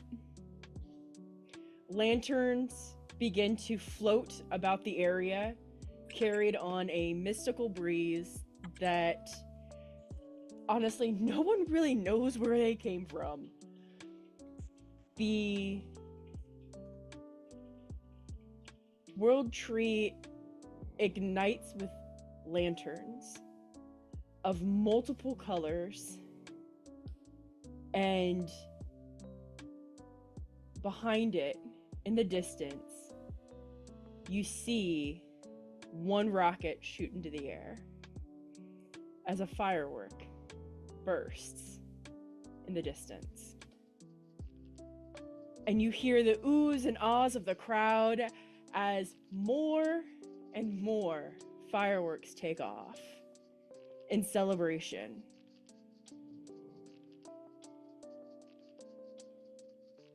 While many would have thought that all of this event, like, so much more would have happened, and there should have been so and so should have made a speech, and so, and you hear people talking about, oh, well, so, like, why didn't we hear from this guy, or why didn't we hear from this person, or why didn't anybody come to talk, or whatever, you do find that the revelers are now enjoying the moment, and they're realizing that it wasn't about putting somebody first, but about celebrating what coming together had accomplished. And each of you in your current location, a young maid comes up to you, like walks straight up to you guys, knows exactly who you are, and tells you, and you guys all hear the exact same thing. We have quarters for you available over in the northwest camp. We have reserved one full tent for you. You're welcome to join it at any time. And they walk away.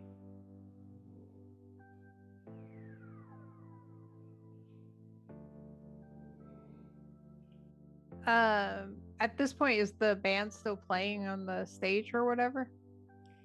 They They are, but not all of them. So it was like 3 musicians. Now it's dwindled down to like 1. So it's definitely dying down. There's a lot more laughter around the campfires, a lot less revelry in the open areas.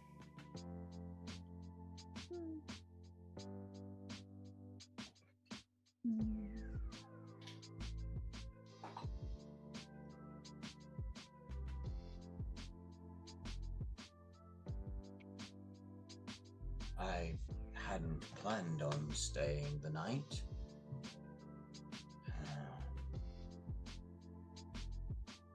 Hadn't planned on staying this long, in fact. What's the worst that could happen if you stay the night? I feel like whenever we've been together, the phrase "what's the worst that could happen" immediately leads to the worst happening. Well, like, what is the worst? Like, you have a good time? Ooh. Fine. See, he had his hand on his sword hilt. He lets back go. Yeah.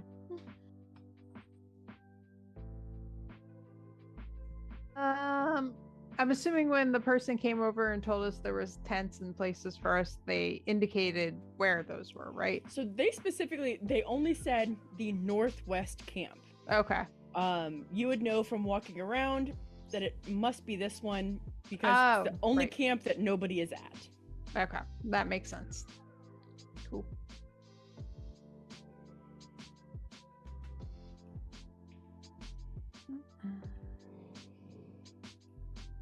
You can tell it's late at night. You can hear a dragon snoring in the background. Uh-huh. Too much ale. Zebra's daughter. Passed out. Tremendous. I wonder if we should go find Thaldreth in case she's getting mobbed by people and doesn't know how to extract herself. Who knows? This might be the point that she finally cracks and kills something. Wait, didn't she kill one thing before years ago? I feel like there was one time. I think we'd remember something like that. Maybe. I guess modified memory. No, I'm joking. I don't have that spell. Yeah. Yeah, I'm gonna wander around just looking for Thaldreth. Which I make my way over to the tent.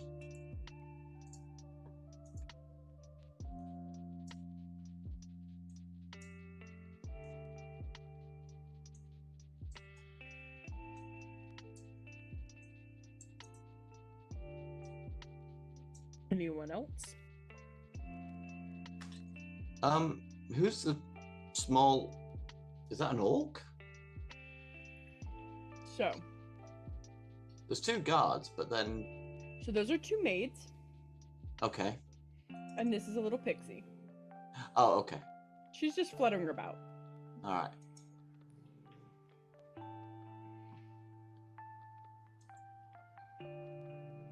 Yeah, we'll put her over here now.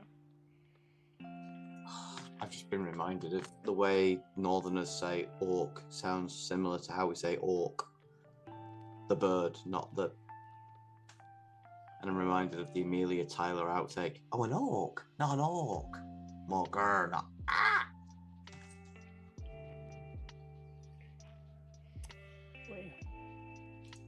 So I see Olive and Nyack made it over to the tent. Yeah, I'll make it over there. It'll be late, I think, by the time that I do. So Olive would have gone pretty much as soon as the girl said that there was a tent.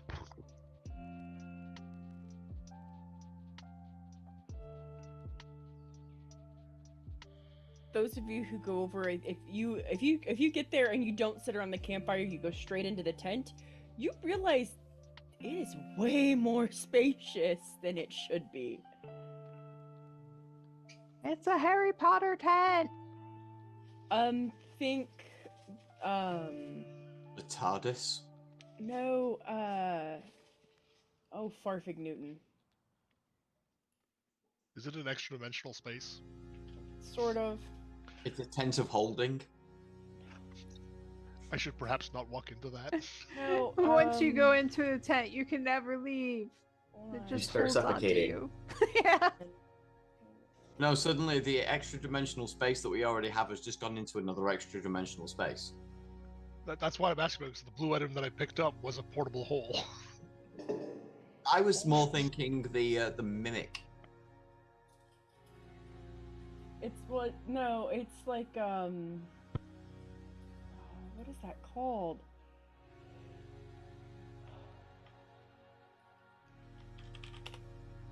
Hold on. For The some thing that's reason, bigger on the D&D inside? Beyond is so stupid slow. No, it's that art of of making the most out of a space to make it look larger than it is. You know, done by that ancient elven wizard Marie Kondo.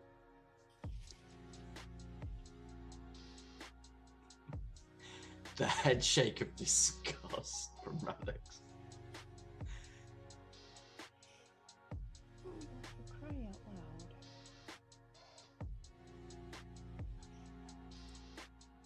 It's the normally it would be a portable door that you would plop up and it would create a house, a facility. Oh, Oh, the magnificent mansion. Yeah. Yes. So we're not going into the actual tent that's behind it. We've gone into another space. So as soon as you you move the flap and you walk in, you're in and it's a very ornate setup. And they've decked it out to look like a tent, but it's totally not. So if you were to go round the tent from the other side and lift up, you just see an empty tent. Yes. Cool. I like that. That's nice. But yeah, laid out really nicely. Large common room, individual rooms for everybody.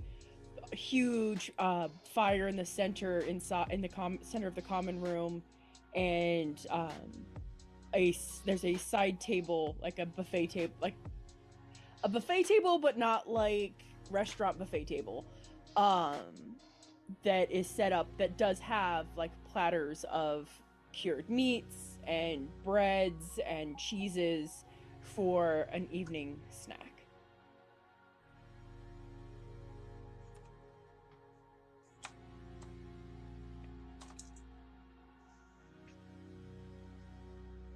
And I didn't make a map for that, so theater of the mind that.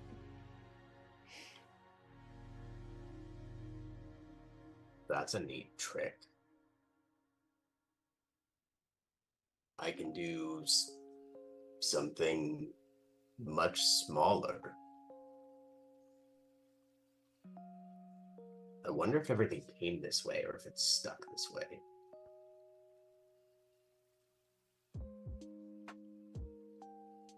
Is it just us inside? Yeah, there are invisible servants, but they're not. Right. Yeah. So, and I think right now it's just you and Northern in there. I don't think Nyack and Olive have entered the tent yet. Oh, sorry. I need to actually put myself in there. Looks like Nyack and Olive have now entered the tent.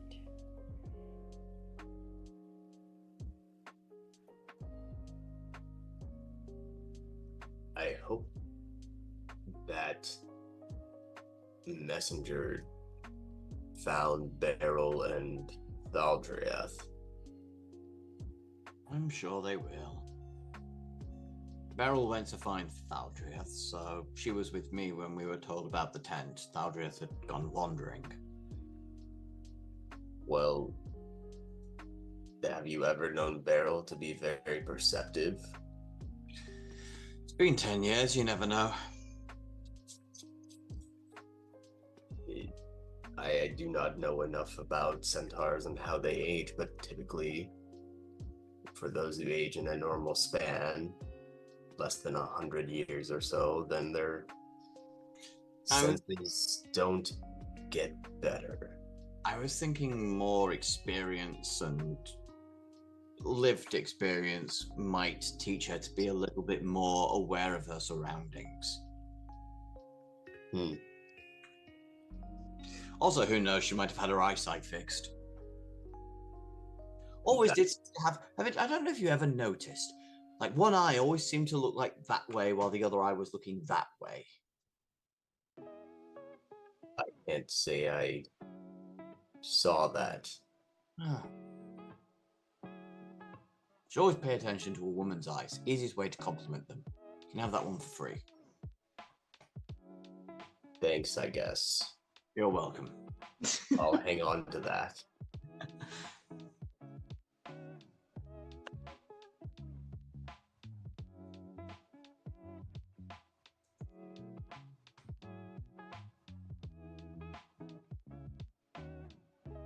I'm just gonna find something comfy to sit on in this place. Yeah. Oh yeah, there's like really, really comfortable like couches and like lounging chairs and Chairs or something like that. yeah, all kinds of stuff. Nice. Perfect.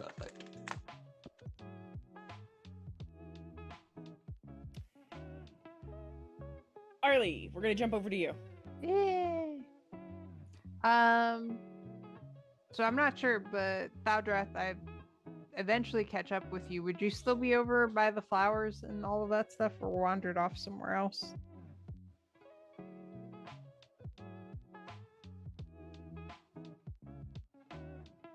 I'm sorry, say that again.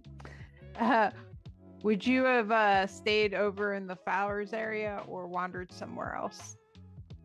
I would have wandered, but not too far. Just in this general little grouping of tents and the bonfire, I would have stayed in this general area. Okay, cool. So, oh, hey, yay, Thaldreth. Did you hear about the tent and the sleepy stuff and the place for us? I'm sorry? The what? They made a tent for us away from things. Oh, that sounds wonderful. Yeah. A maid did come find you and tell you. Oh, me? Yeah. Okay. Oh, whoops! I accidentally muted myself. In that case, once Beryl finds me, I'll just follow her, assuming that that's where she's going. Yep. That's cool. Yep, you guys have no problem finding it. Yeah. I assume it's the tent that everyone moves their tokens to. Yeah. Yeah. These other little tents, are they just little tents or like? Yep. So you would know that people will camp out here for the entire week. Okay. People will come and set up tents here, and if they couldn't get here early enough to set up on site, within like, I'd say within a mile of here, people are camped. Mm-hmm. If they couldn't camp here, then they do take cart rides back to a nearby village where there's an inn that they can stay at and all kinds of stuff. People have opened up their farmland to let people pop up tents to sleep for the night, stuff like that. Okay. Cool. In that case, I'll just go in the tent and find one of the lounge chairs and climb on it and lay on it. Yep, you walk in, again, huge open space, common area, big fire in the center, table along the I'm gonna say left wall, full of cured meats, breads and cheeses, lots of comfortable furniture, and a private room. Everybody has their own little private room. It's not a super big room. They spent more space on the common area, but it's still a safe space to sleep, recharge before heading out the next morning. This is probably the last time, and you guys all get this feeling, this is probably the last time you will all get the chance to be together.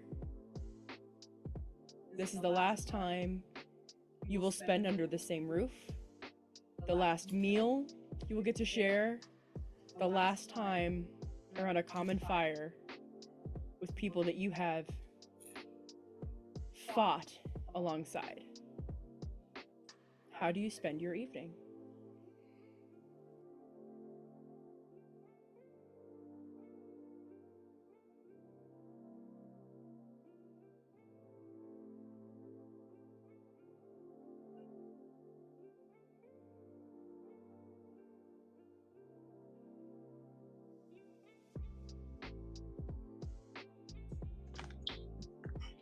So, what's everybody else's next job after this?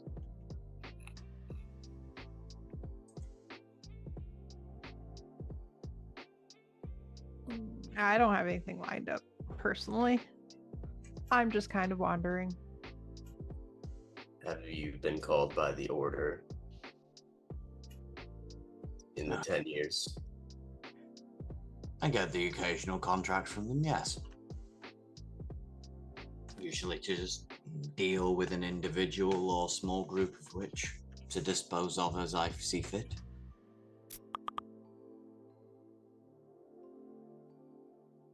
Beryl, have you? Yeah, occasionally. Go do whatever they need and then go back to wandering. Is there something you're looking for? Not in particular. I guess just a reason to stay somewhere.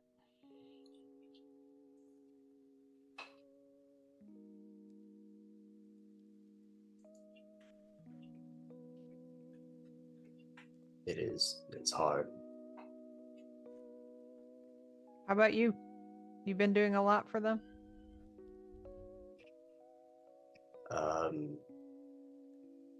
I'm a commander now. I have...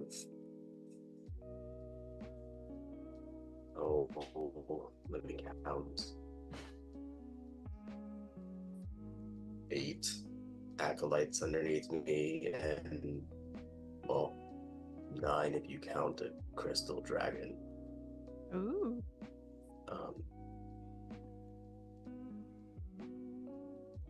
But no, I spent years in Vinla, and since then, I haven't been bothered too much, unless it's organizing people to do things for the Order. I don't really go out much to do things on my own anymore. Are you getting old for you?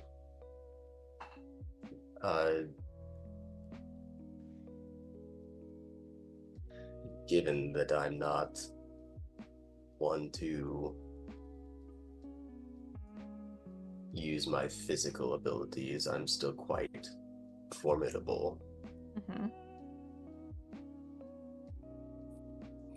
But I think my talents are better at rallying and commanding opposed to being in the thick of things. That makes sense. My capabilities have always been to enhance others opposed to deal with something directly. Though I do have things just for the occasion, and like, so my backpack is still kind of next to me, and I like pull out a pair of shackles and kind of toss them on the ground.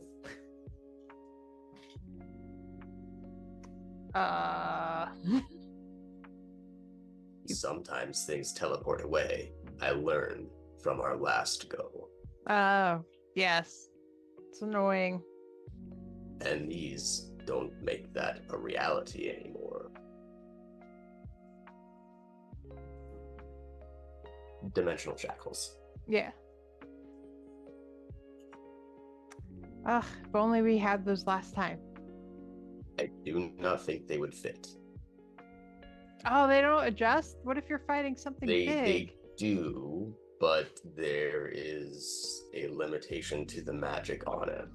Oh. I want to say that they're...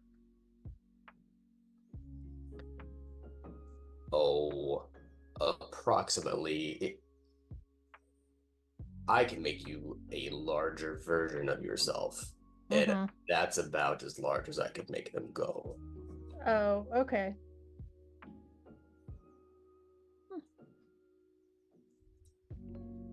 But thankfully, I've had few reasons to need to apply them.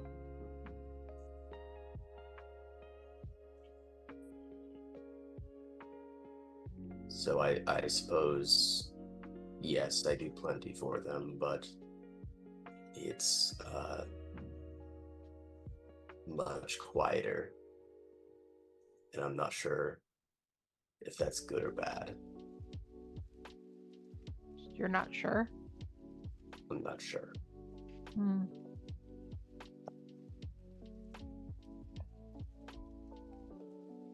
Does anybody still have that deck of cards we were playing with all those years ago? What cards? You guys were making bets about, like, I think it was high card, low card, or whatever. Oh gosh, those cards. I threw them in my bag, but they disappeared when I threw them in. Oh. Okay. I always kept an eye out to see if I could find another deck, but never did.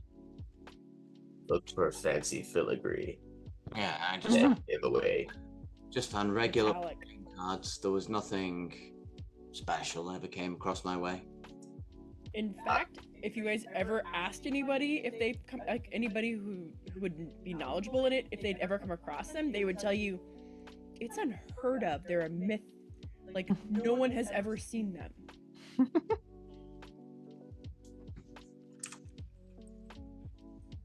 But one day you just come across them throwing cards into a hat. Yeah.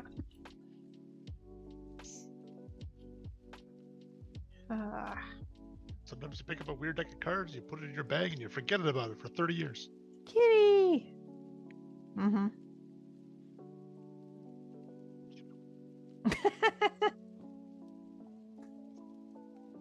She wants attention, but the right kind of attention. Well, I love- yes. I love the attitude in her tail. Mm-hmm. Her tail is 100% sass. Mm-hmm. And the rest of her is adorable. Yeah, Remy sat on my lap too, but I have my desk fan blowing, and I could feel him twitching as the fan blew his fur around, and then he decided that that was way too annoying and got up and left.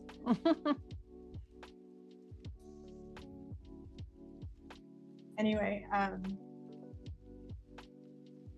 earlier when someone was kind of bouncing around, thoughts on what they're going to do next, Thaldrieth would chime in and say that there's, she travels with a group of Eldath clerics, and they perform services for people, healing and spiritual services, and like emotional comfort, that kind of thing. They're therapist clerics, and she plans to continue doing that, and she would mention that to everyone, and that she feels that this is her true path, and she will continue it until she is no longer capable of doing it.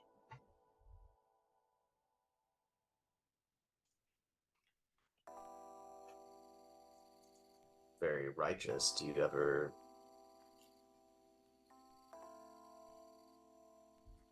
feel the need that you need to get justice for those that you're helping? Do you, when you're taking one of those pauses, like after that, I just go, kill someone? If that's what's required. No, I was going, when you went, do you ever Oh, yeah. asking you, kill someone? And I just look at Thaldrith expectantly. Oh, dear me, no. I no longer fear violence, but it remains a final resort. So you're telling me in 10 years you haven't killed anyone? Why is that a standard? Like, most people don't kill people. Right? Most people aren't us. I suppose that's fair. We're here to be celebrated because the one time we did a really good job of killing a thing. I mean, technically we didn't, because we didn't kill it. Let's be fair. Most people we could do serious damage to without even thinking about it. It makes sense that eventually, after 10 years, at some point of doing what we do, you have to kill something. I'm not a mercenary. I am a cleric of Eldath.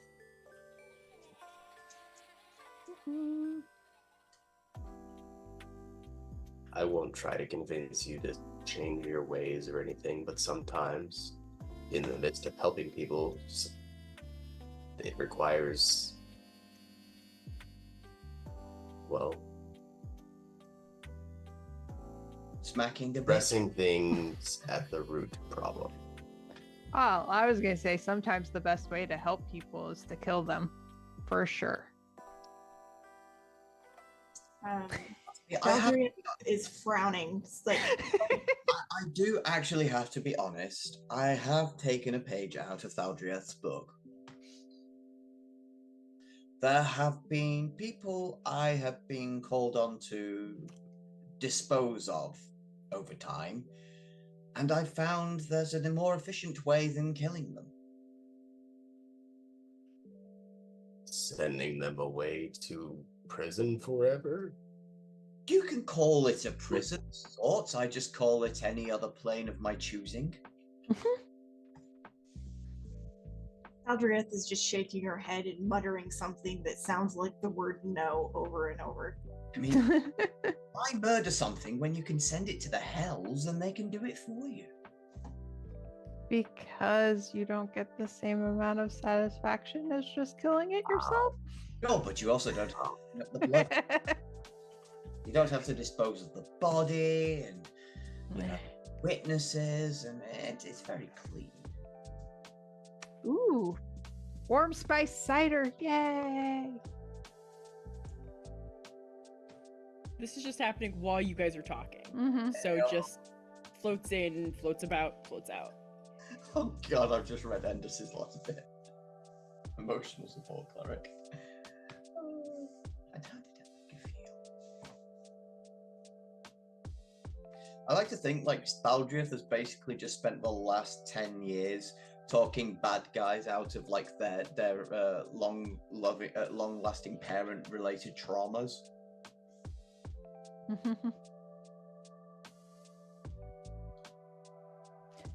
Hey, Olive, did you ever succeed in making that person who was trying to make Nyack bring you back recognize that you are a person? I have gotten to the point where I don't give a shit what they think. Oh, yay! Wait, did you not? I didn't think you cared what they thought before. No, but I was rebellious before, and now I just don't go back there and don't give them the opportunity to try and express a different opinion. Oh, okay.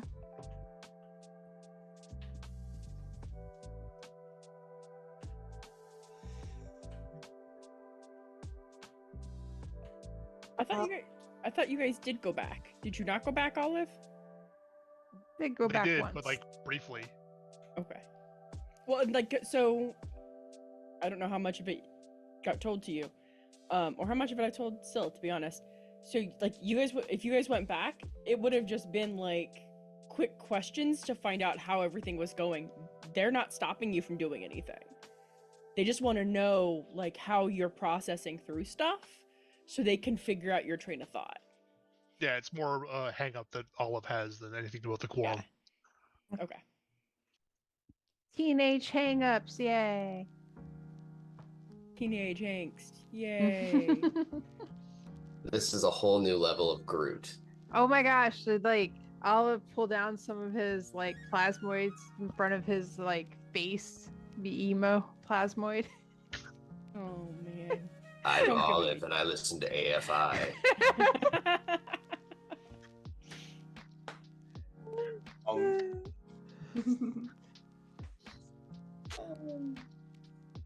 Yay.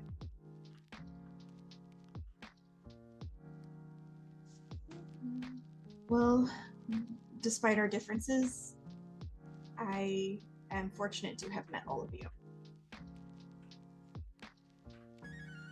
Did good, didn't we? Yeah.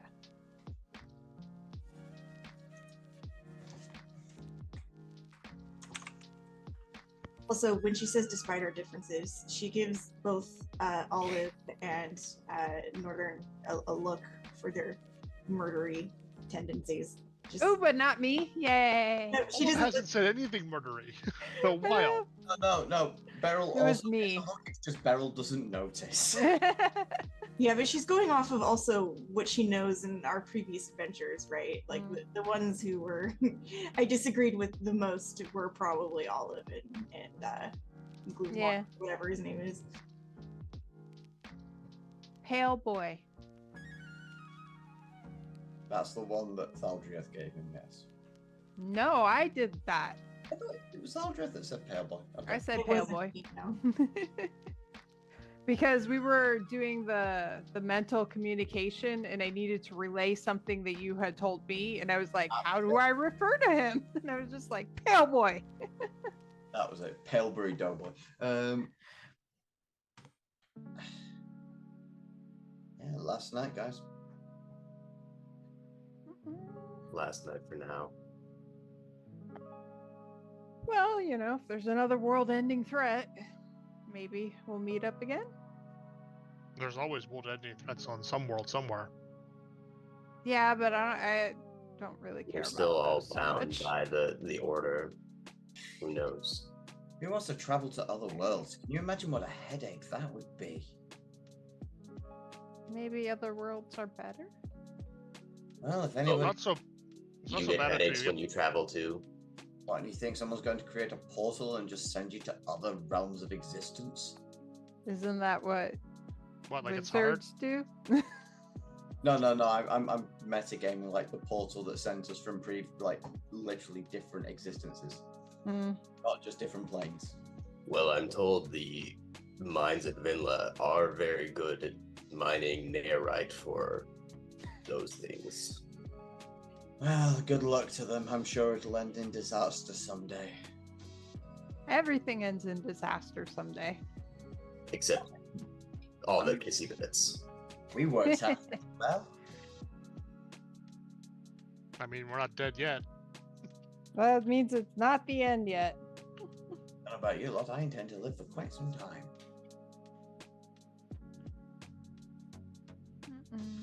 You say that, and looking around, you notice Nyack has aged.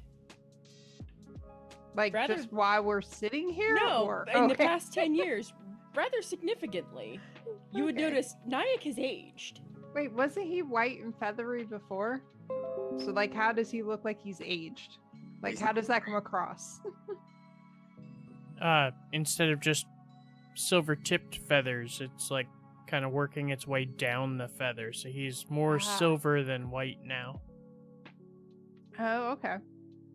And instead of like a very smooth disposition in his feathers, some of them are very like permanently ruffled, I'm guessing. Yeah, he's in his late 50s and they live to about 80. So Oh. Okay.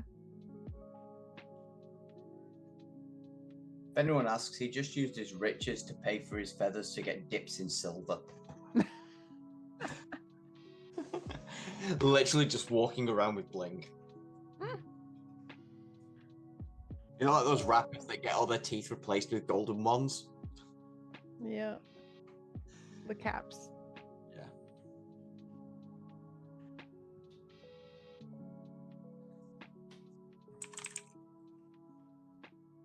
I think eventually Dante is gonna like end up falling asleep in his chair. Mm-hmm. That's pretty much what I figured Beryl would end up doing on the lounge. I will go into a meditative stance for, I guess, for 4 hours. Olive will shake out black cloth out of the floor in one corner into a 10-foot hole. Then Oh. jump into the hole. Oh my god, that's how he sleeps now, in a portable hole. It's a really big bucket. Yeah. Much improved bucket. Lots of cushions now. How do you get it back out of it? Like, It's just 10 feet deep. It just walks out. oh, is it? Oh, okay. I always You can also imagined walk this on being walls. much- Yeah, true. Okay. The evening passes. You guys fall asleep. The crackle of the fire never subdues. The atmosphere of being amongst friends and companions lulls you into a peaceful slumber. Probably the most restful sleep you've had in years. Upon awakening, you find your companions still present and still with you. You find a fresh spread of breakfast pastries and fruits, and you prepare yourselves for a goodbye.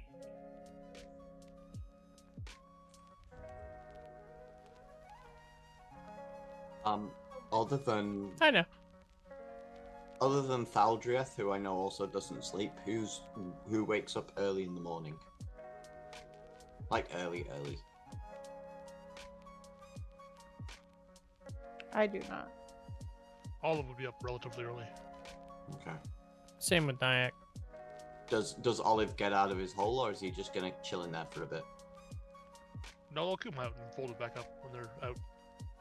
You see, he opens his book, and he's reading something on it, closes it, and locks it back up, and stands up, and he looks to the ones who are still asleep, like Beryl, and is Dante awake or not? Like early hours of the morning. Like pre-sunrise, or just as the sun is coming up? Pre-sunrise. Because he only needs 4 hours meditation for a long rest. So if Dante's asleep as well, he just looks over to them and says, "Tell them I said goodbye."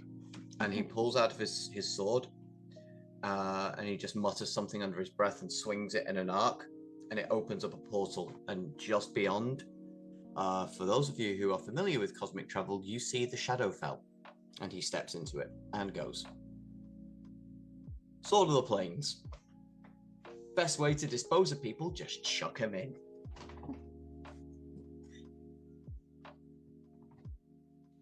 I've imagined him basically like waving a sword in the air and creating a portal behind somebody who has no idea, and then just Sparta kicking them into like the hells or something. Best way to get rid of people. Anyway, and thus is the end of my story. I have an epilogue, but I will wait if you want me to read that off later. Yeah, we'll do all that at the tail end. Nyack and Olive, you're up. He just left.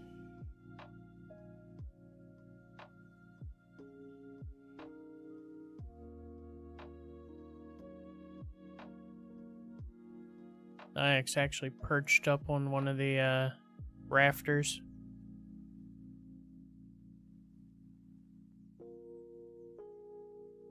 Yeah. Looks down at Olive and did you get our next assignment yet?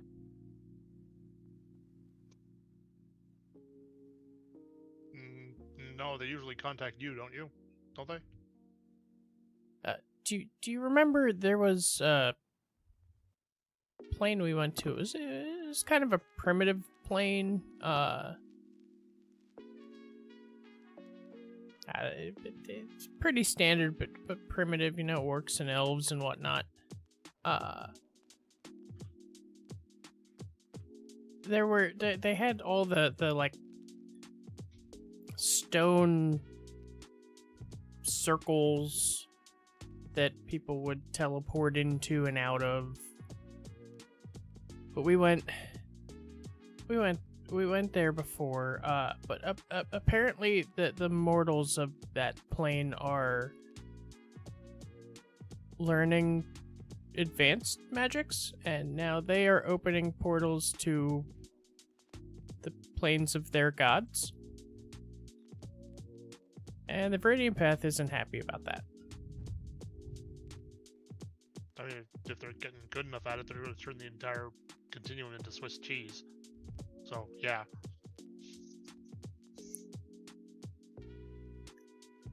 So I guess we possibly go get to meet some gods. Oh god, they're not going to be happy to see us. They never are. They never are. Fine. Maybe we can talk about it.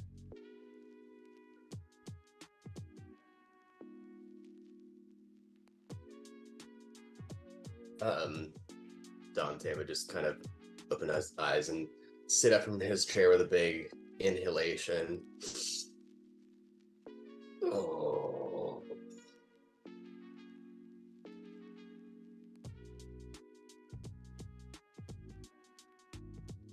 Didn't mean to fall asleep out here.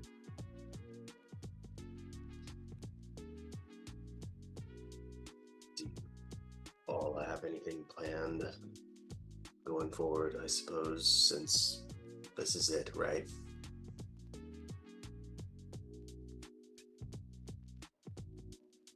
I will be resuming my troop of clerics, and we will continue our work. In fact, they are expecting me later today, so I should probably take my leave sooner rather than later.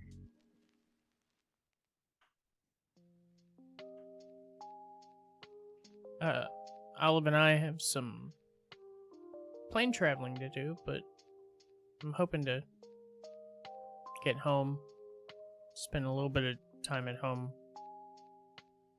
before we head out.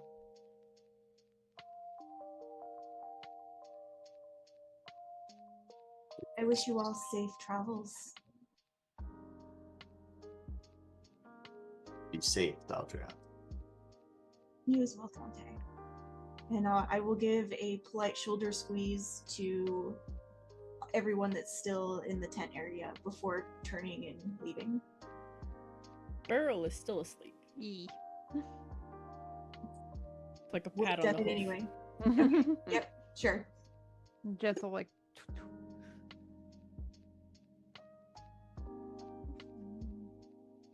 And with that, the elves have left the building. Silly elves. I'm sure I eventually wake up just kind of like comatose from all the sugar the previous day. Ugh. Small bellyache. Mm-hmm. May have had too much. Mm-hmm. Quick, give me coffee. Mm-hmm. I made poor choices.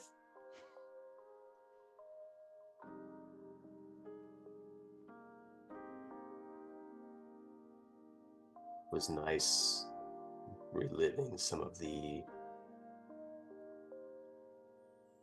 achievements we were able to do together. It was nice to relax, not have to look over.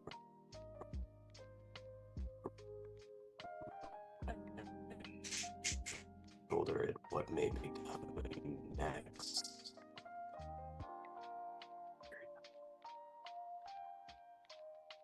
We made it almost the whole night before I you know. blacked out. I think you Damn it. said something after look over our shoulder, but I'm not sure what Yeah, that was. It was nice to not have to look over my shoulder to make sure that I was safe, but I'm tired. So very tired. Aw.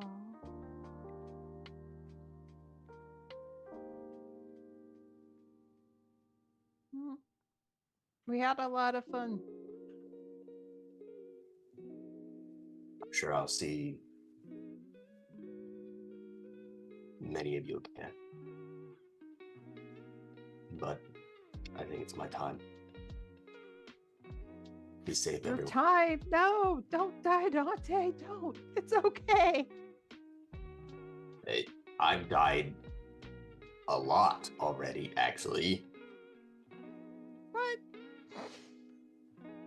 Yeah, we had to res him once, didn't we? I mean, it's fine. I can just bring him back if he dies again.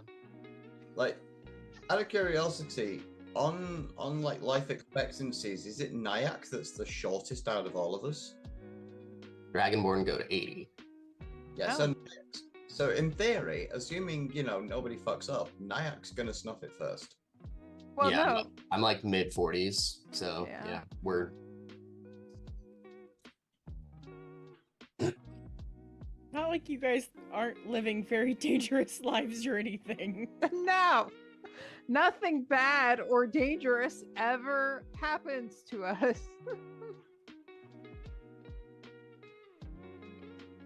How does Dante make his exit? I go out of the tent. Are the fire elementals there still? Oh yeah, they're still like they're over at the base of the tree, tending the small bonfire. Basically, I'd go over to the little one and say, "Are you all ready to go home?" In my primordial. Morning comes so quick, my friend. Indeed. Quick, little ones, over here. It's time to go.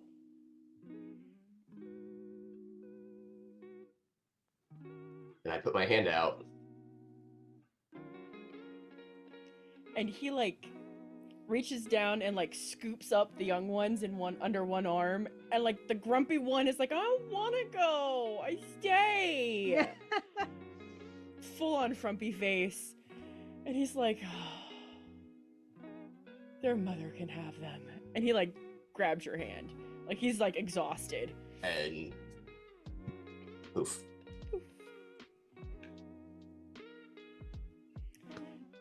Nyack, Olive, and Beryl. You three are the last in the tent. I'm waiting for everyone to leave before Beryl wakes up. No, I'm Beryl's awake. awake. Yeah, I do wake. Yeah. How do you make your exits? Where are you guys off to next? I'm hoping to stop by home for a little bit. And then off to another plane. It's a weird little boat on place we've been before, probably. Beryl, you Mhm. suddenly realize Nyack isn't stuttering.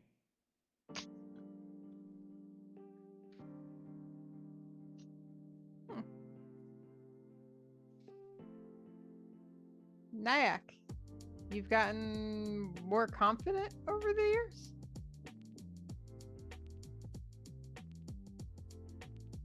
I mean, doesn't everyone? No. No, not everybody. If you are specifically talking about the stutter, Mm-hmm. that actually went away shortly after we killed the dragon. The dragons were making you stutter. I don't know. When we had Seems the weird. vision quest thing, they basically told me that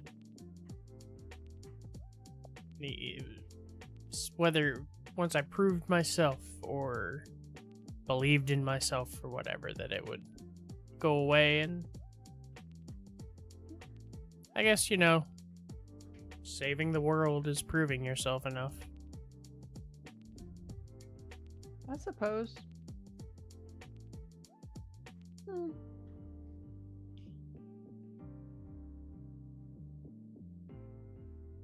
What's this other plane you're going to? I actually don't remember the name of it.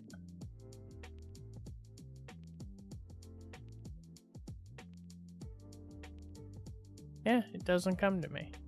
I mean, most people just call their plane the world. Yeah. What's it like? Not too different from here, really. Mhm. Elves and ogres and orcs and dragon people and dragons and Interesting.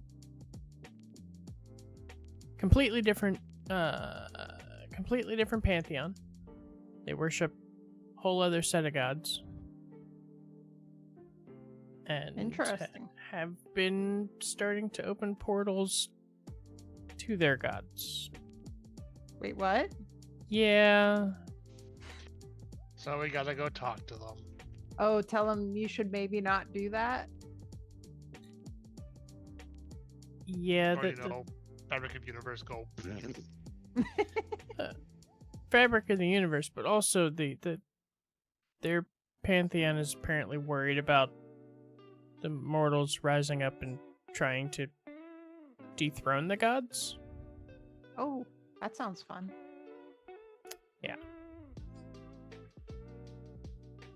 But yeah, also fabric of the multiverse. But Yeah. yeah, You want a second guard? I could come tag along. if you've got nothing to do, I have literally nothing I need to do. I mean, if you're wandering, then wandering to weird other places is as wandering as you can get. That's what I was thinking. This sounds fascinating. Hope you're okay with smoke bombs. What's a smoke bomb? We ready to go, Nyack? well, like I said, I'm going home first. Do either of you have any stops you need to make along the way? No. Would you like to come visit my family then? Yay! Sure. Not like this first time. All right, Olive, do your thing. Smoke bomb. I'm gonna pop open my ever smoking bottle. So that there's this 60-foot radius of smoke just bursts out. And I teleport us on out at the same time. And Amazing. so, I was picturing from everybody else's perspective back there. The tent, there's just suddenly this gout of smoke that goes firing out. There's nobody left in the tent. well, so here's the thing. Once you guys have exited the tent disappears. Oh, so like smoke comes It's even out, better. and then Yeah. it just Explodes. disappears. And it just poof. Love it. So you guys, the party has. I have to be careful. She'll try to stick her head in my mouth. Thank you. She's a weirdo. The party has had their final farewells. Aside from the excursion with Nyack and Olive, Beryl, you do not get the chance to see your party members again. In fact, other than Nyack and Olive traveling together regularly, there is not another time that you guys reconnect or reunite. Surely the death of one of us would make global news enough that we'd all come back for like their funeral. Maybe. So, unless you guys actually seek out recognition, the only people who know when you pass is the Viridian Order. And it is just we've lost hi, thank you. We've lost one of our mates. We've lost a fellow order member. What are you doing? I don't know what she's doing. For sure, it would definitely turn up to like any funerals while he's still around. Right. Well, and that's just it. So if unless it was something like, hey, make sure they know, hey, be sure to tell them, unless you sought that for your companions, they would not, you would not hear when Dante or Nyack passed, or anybody for that matter. Unless like Olive may have gone out of his way to tell people. Oh jeez. Seems indecisive. The next boss is gonna be Olive in gargantuan form. The morning glob. Is there anything else you would like to share about your character before we end? Go ahead, Northern.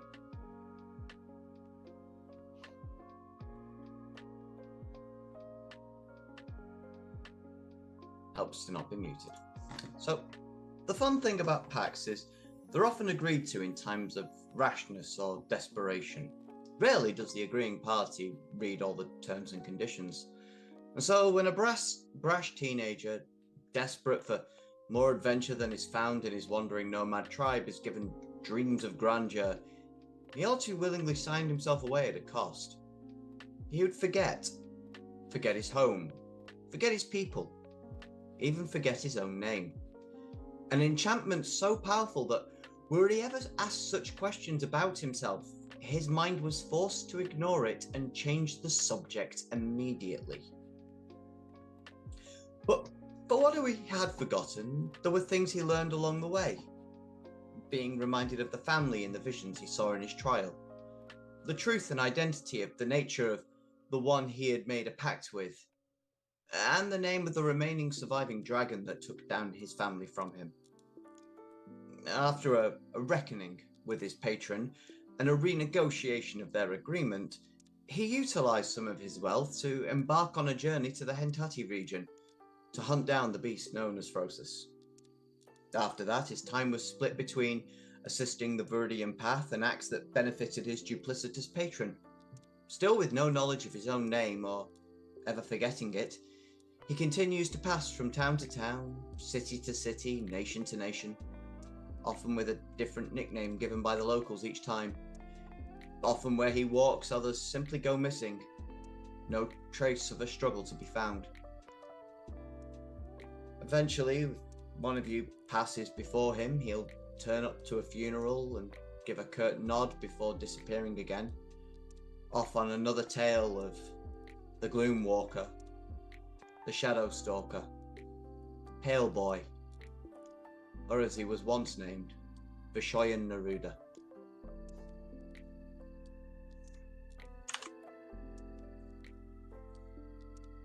Pale boy it is. Vishalia Nigur... What? Vishoyan Neruda. Okay. True story, that's not his original backstory name, but Cease and I lost the backstory that I had when Dropbox murdered all my shit. It's fine. Sure thing, Kyle. Yeah, he's Tucker. Kyle. Anybody else?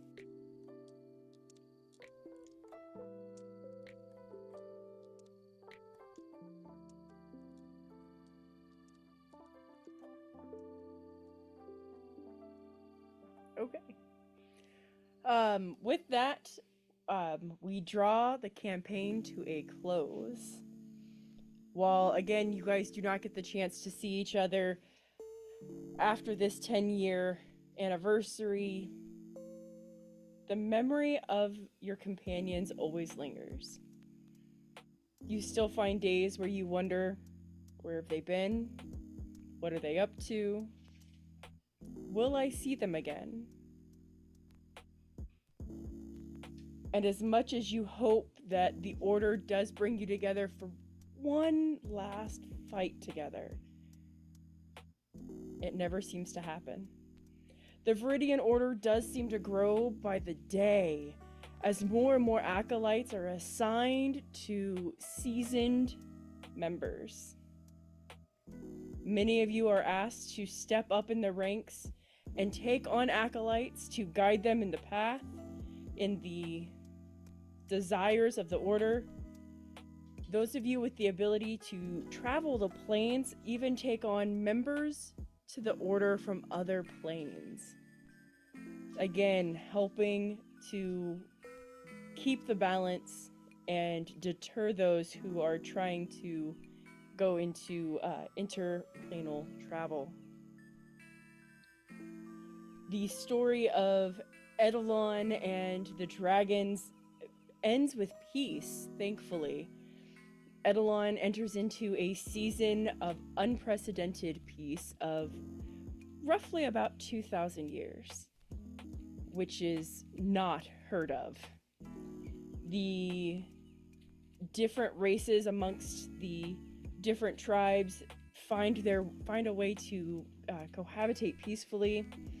The dragons taking up more and more humanoid forms and joining with other races to help them find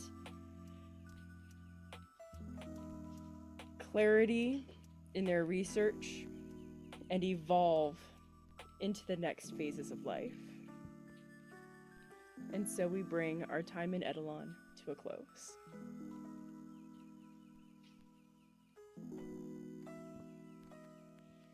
There we go. Congratulations, guys. It only took us, what, 3 years? Feels like it's been longer than that. I Well, know. we can ask questions to the DM now. Go for it. I have 2. Mm-hmm. When we were chasing around these things, we came Oh, yeah. a female dragon that had a similar set of skills to the one that we fought at the end. What happened with her? Don't remember that. The solar dragon. No, the one that we came up, we tried to beat on her shell and she just teleported away as well. While our previous characters were collecting these. Oh, when she was what we like met- taunting us and Yeah, stuff. the one we met in the forest before we went into the first ruins. Yeah. Oh yeah. What happened to her? She died. Okay. Secondly, had we got all these, what was going to happen? You guys would have gotten a legendary and then gone into a major fight. Mm. Okay, so there was no extra abilities to it all. Okay. Nope. It actually, so what it would have done is it unlocked a, thank you, or no. It unlocked the door to the, let me make sure I say this right. It unlocked the door to the,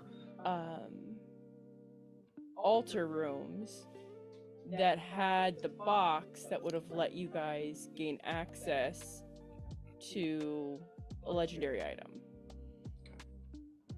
And lastly, before Syl remade the world, what was going to be the final big bad? So, the final big bad was actually a shape-shifting human who had the ability to turn himself into an elemental, but he could choose which element. And he had the ability to draw in other elementals of that element. So it was such a rock star fight. I'm so mad. Rocks. Rock star. So were we eventually going to like gather items to build this nearite bomb to close the portal? Was that the idea? Yeah, so the original plan was that you guys were actually really close We had to most having of it. Yeah. everything to be able to build the nearite bomb to be able to close the portal. And in doing so, like the final piece was on the end person. So when you defeated that person, their soul actually shot into the battery to be able to close the portal. Interesting. Because Okay. it was the soul of one of the people that had gone through that Oh, didn't right. fully transfer Okay. over. So, yeah. When I read that, I was thinking to myself, like, man, one of us is gonna have to sacrifice ourselves to do that. Mhm. That was what was going through my head. Well, Melvin didn't have much of a future, so.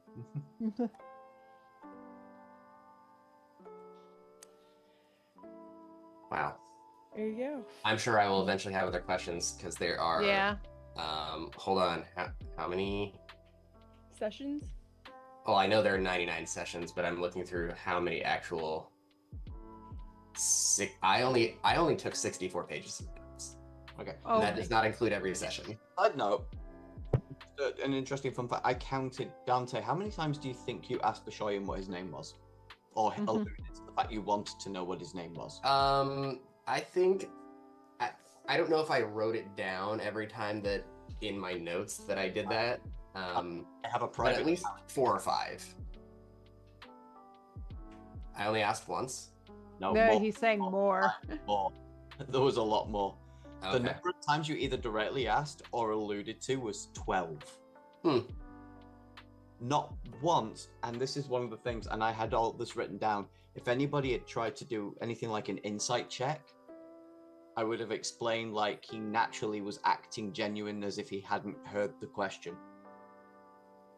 If anybody, for whatever reason, had ever come hold of a detect thought spell, I had a whole spiel written down as to how his brain is suddenly being invaded to rethink of something else.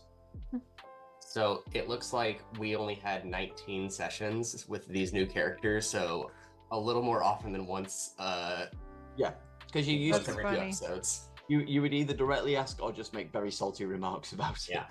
And sometimes more than once in a single session. But I was actually waiting for at one point somebody to just keep asking, because every time you asked, I had to immediately think of a way to change the topic. So if somebody had, what's your name, what's your name, what's your name, what's your name, you'd just see him constantly finding new things to say. Mm. Yeah. I was trying to do something different than the traditional Mhm. guy doesn't remember his name, Yeah. has no knowledge. It was more of a guy's brain's getting automatically rewritten by something else.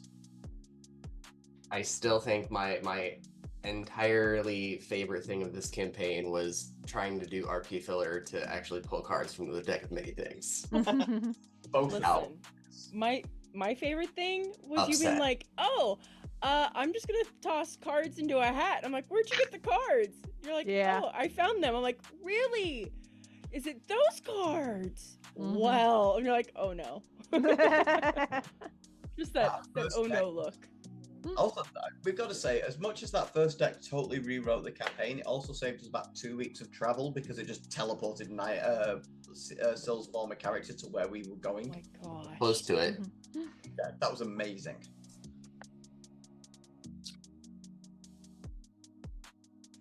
Oh, okay. That's good. Ali, the floor is Yeah. yours. I mean, actually, I can share the campaign link with you guys. Oh, But I am gonna do probably a couple of weeks at least of one shots just to get used to VTT and all its weirdness. it's totally worth it. Yeah, but you can like start working on characters, and I know some people have talked about all of that and stuff. So Yeah. if you guys I don't want to know if- ask any questions, feel free. I don't know if you saw what I posted in there. Right now, D&D Beyond is broken, so monks, Yeah. you literally can't make a spellcasting monk. The system won't allow it. I created it. It gives me a spell sheet. No spell slots.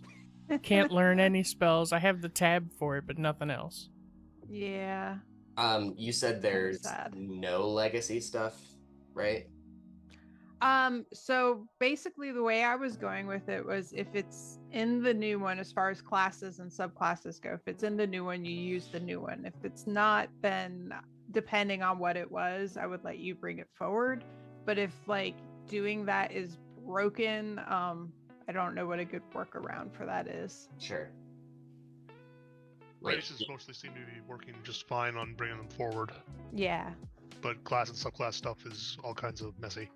Mm-hmm. no, that's fine. I wasn't planning on it, so it's not a big deal. Yeah. And for spells, I wasn't saying bringing forward anything. If a spell is not in the new one, it's not a thing. That's what I was basically. making sure. So I'm just turning off like legacy stuff. Yeah. And Are you banning or house ruling conjure minor elementals? What do you mean? Sorry. It is a Uh, specific spell that scales stupidly. It kills Yeah, the boss. it's a 4th level spell. It kind of works like a Spirit Shroud, where at 4th level, any attack you do to anything within the little ring around you does 2d8 extra damage.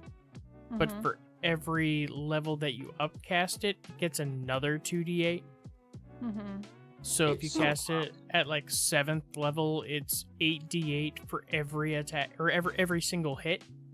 So if then you you do want, something like Scorching Ray or something Yeah. like that and get like 3-4 hits, it gets insane. it's just Yeah. massively overscaled. I mean, the function of it's fine, but I don't know how that got through testing. Yeah, that seems wild. You cast it and then you get like what was it we discovered was the best way? Just do two Eldritch blasts at like 4 beams and quicken for another. So you're getting 64 d8 per round. Plus the actual Eldritch Blast damage. Yeah, Eldritch Blast. Yeah. And that's not even at max. If you cast it at like 9th level, it's stupid. Well, yeah. So that's in the new rules, that spell like that. Yeah. That is Yeah, it's so probably wild. going to get very quickly errated, but that's Yeah. Yeah, it's super busted. But again, like I'm of the opinion that just don't use the spell. Like, Yeah, I don't think especially our group's usually pretty good about not using Mhm. anything that completely makes Breaks the rest things. of the party useless. Yeah. Yeah, if I'm playing my druid, I might take the spell because he's gonna hit like one time and get like an Mhm. extra plus whatever damage. Is it not a busted. concentration Overshadows spell at and- least? think Yeah. I'm pretty sure it's concentration. Yeah. Yeah, it Mhm. would need Yeah. to be. it is. Yeah. Yeah, I mean, like as a base spell, I think it's fine, but the problem becomes when you start upcasting it. Like that seems. Casting Yeah. it and then doing weird builds to get multi-hit attacks with it. Yeah. I don't know. Let me think about that. 'Cause it might be okay, even though it's crazy. You know. The one I saw was sorcerer, fighter, druid, just to Oh, get actions. Didn't it the new rules make it so you can't do sorcerer fighter anymore? Really? I thought I saw something about that. The what? No, you should still be able to multi-class pretty. I don't think they changed anything with multi-class really. Well, I thought like some of the classes required certain stats now and stuff. Yeah, They do. They always did. They do, but if you can pass those stat requirements, you could go sorcerer, fighter, druid. Okay. Just Eldritch Blast, quickened Eldritch Blast, and Oh, I know what it was. The change of how action surge works with spell Oh, yeah. casting and stuff. That's what I was thinking of. Because Yeah, I you was can like, action search for spells. you can doing a still- level fighter and sorcerer was something I really loved, and like I knew they broke it, but I couldn't remember how they broke it. still action surge a cantrip, I believe. It's just nothing with a spell slot. Yeah. No, Yeah. you cannot use the magic action. It's Yeah. an attack action that you get. Oh, It's right. not a Only. magic action. It's just Yeah. a single attack now. Okay, never mind. But It's still, not a single attack. It's an attack action, It's an attack action still. It's just but you it's not a cannot magic take the action. magic So you can't, like, you can't be casting any kind of spell with it. It has to be the attack action. If you have multiple attacks with your attack action, you can do. The same thing like you always have been. But like, if you had booming blade, say, like casting booming blade is a magic action. It's not the attack action. You Okay. can't swap it in like that. So you could do well. Still though, you could do warlock, fighter, druid, and have the hex, and just have the multiple melee attacks. So you could go Mhm. Eldritch Blast, quicking Eldritch Blast, action surge, multi attack, and do. Yeah, it's just mean you can't back to back fireball or whatever. Yeah. Yeah, it did cut out some of the craziness because that was an easy way to get around the two spell slot things in one round. Right. I'm gonna roll my stats. Yeah. Was everyone more or less settled on what they were playing too? Yeah, I'm gonna go with the. Because it's a completely different version to how Celestial Pact Warlock was last time. I'm playing a very different style this time. I'm pretty determined that I am wanting to play fighter, but I do have a bard concept I could go back to. Well, I'm gonna tell you now. My character is not gonna be a tank. He's more like a frontline support. He can do damage, but he's also frontline and healing. But it's very much not a. It's a damage dealer, not a. This guy's gonna soak hits.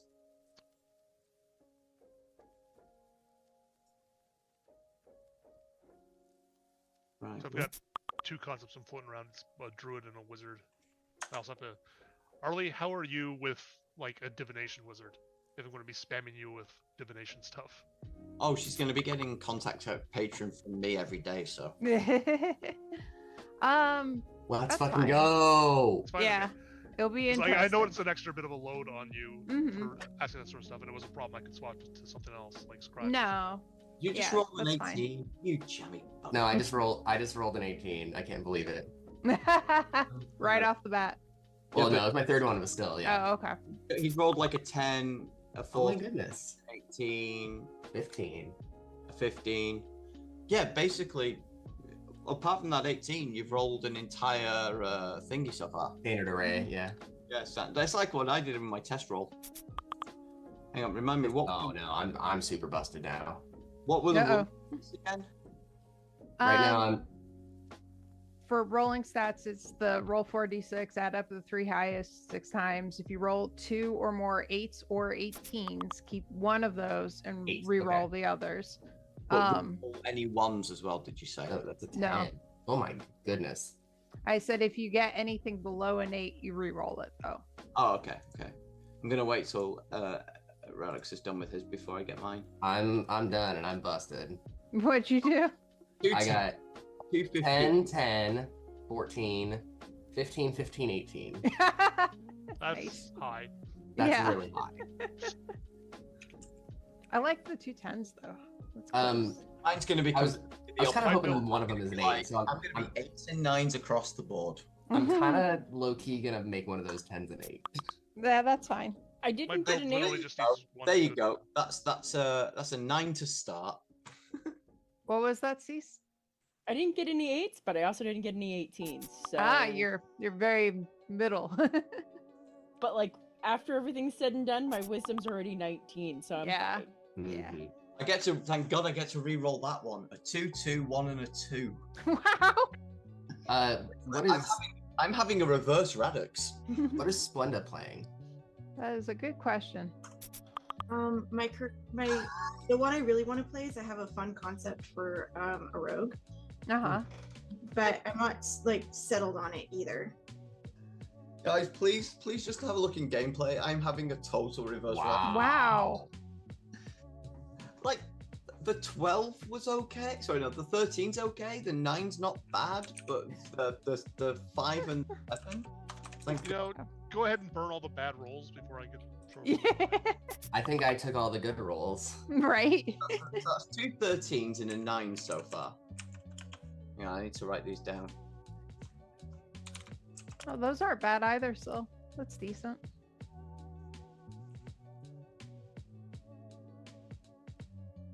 Mm-hmm. 14. I'm not used to having so many odd values, though. Mm-hmm. Yeah, that's a little odd.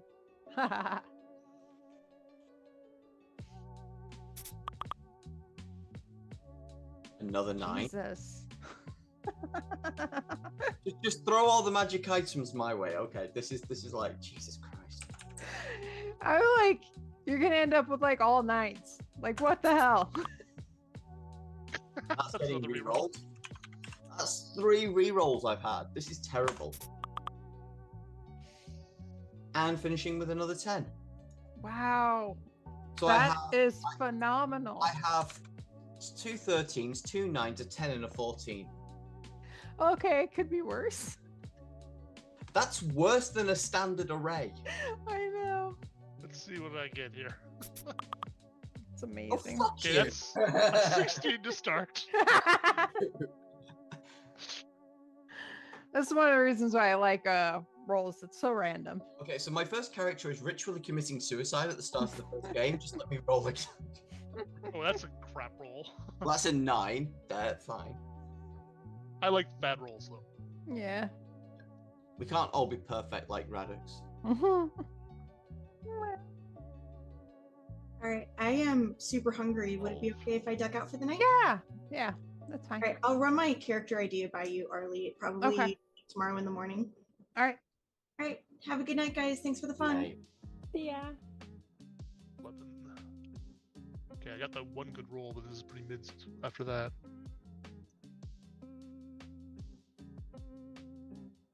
God damn.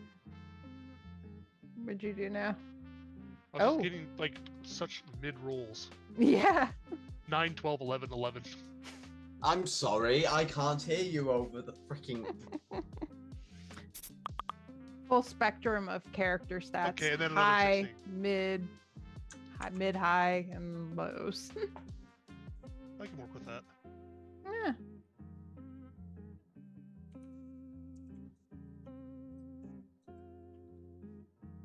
Mm-mm.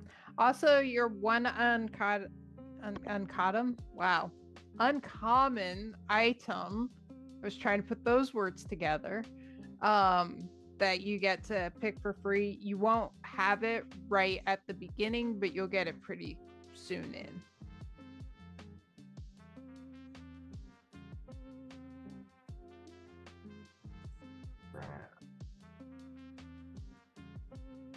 Yep, I absolutely have the worst stat block. Fantastic. Hmm. Could have been worse. Could have been all 9s.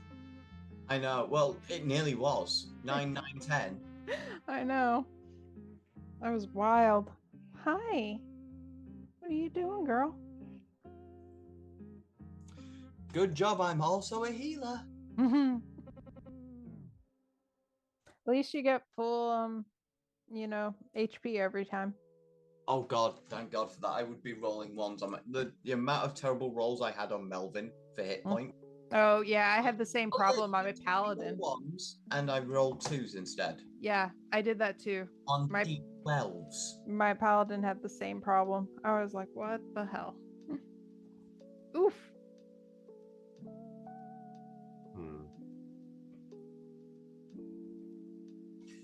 My goal this campaign, though, is to play a full campaign with just one character with you guys.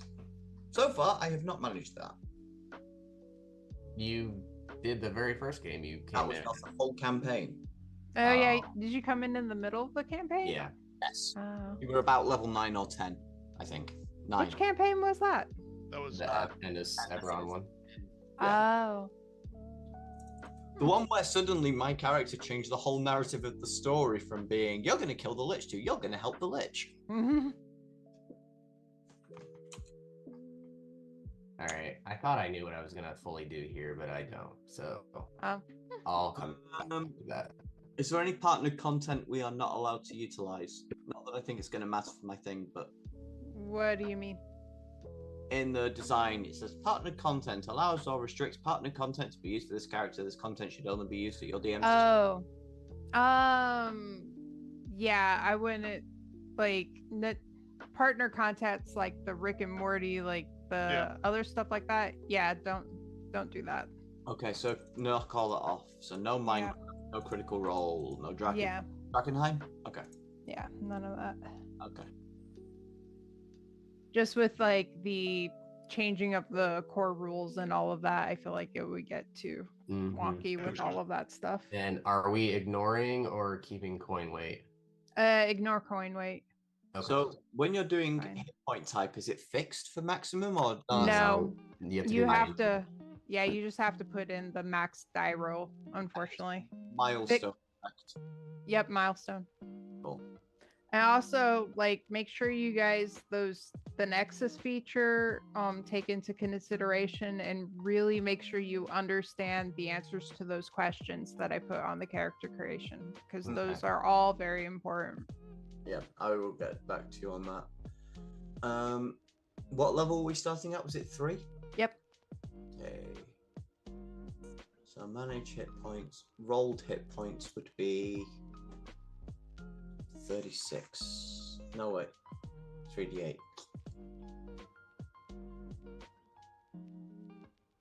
Arlie, I think I missed it. The uncommon magic item. Do you want us to just send you a message about it, or? Yeah, just let me know what it is, because there are some things I might say no to, but Copy that. you guys can put it on your character sheet and stuff, but just remember right at the beginning you won't have it until a little bit in.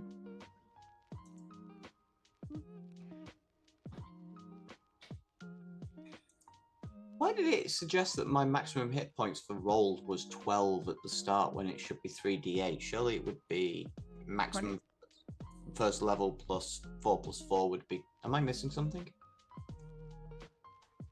It's 24, but it's... Should be 24 plus your con. Yeah, I've not put in... Oh god, I have to try and work out what my freaking... That's gonna be fun.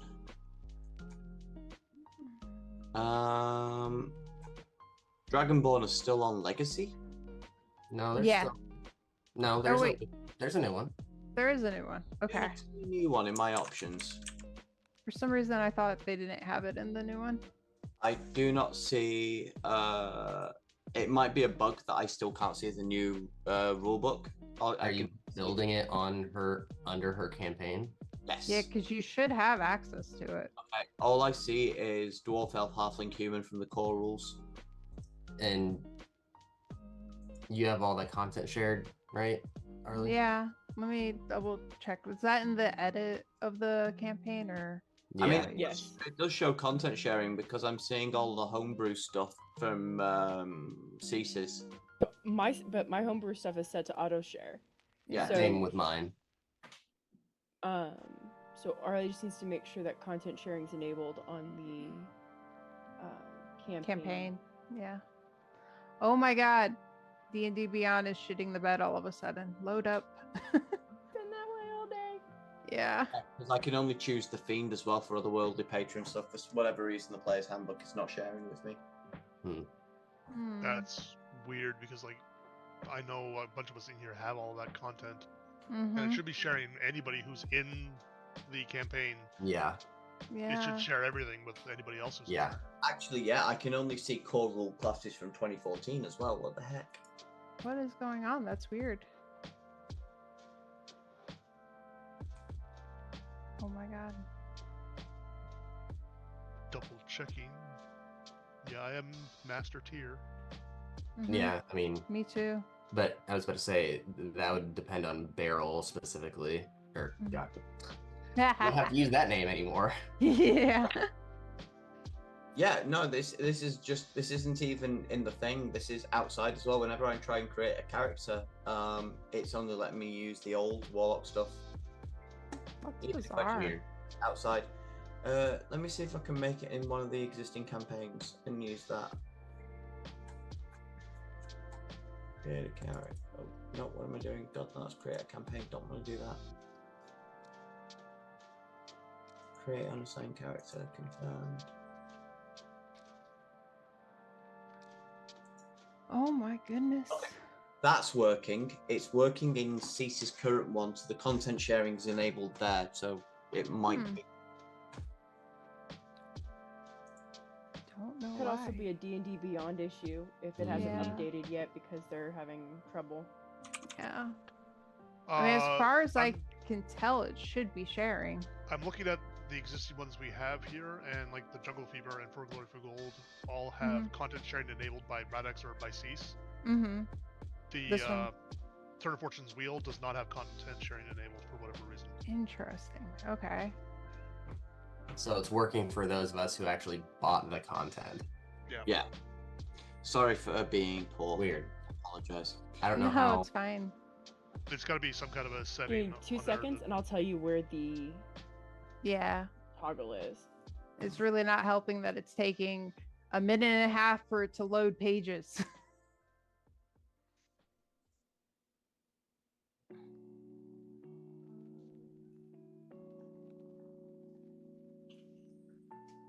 Come on. You can Yeah, do it. so when you load your campaign, Arlie, Mm-hmm. at the very, very top, so it says like the campaign name, Mm-hmm. right below that it'll say disable content sharing or content management. Okay. Let me see. Reloading. Yeah, it should say enable There it content is. sharing or content Yep. management. Just hit enable and you're good to go. Thank you. Yep. Oh, I think before it wasn't showing up for me because you guys hadn't joined it yet, so I didn't have the option to share because there was nobody to share with. That's fair. It shows sharing enabled now. Yeah, Yep. it's working. Thank you. That's all I Thank need. you. I knew I was looking at that section and I was like, I feel like there's normally something there, but there's nothing. And so I thought, Something's missing. yeah.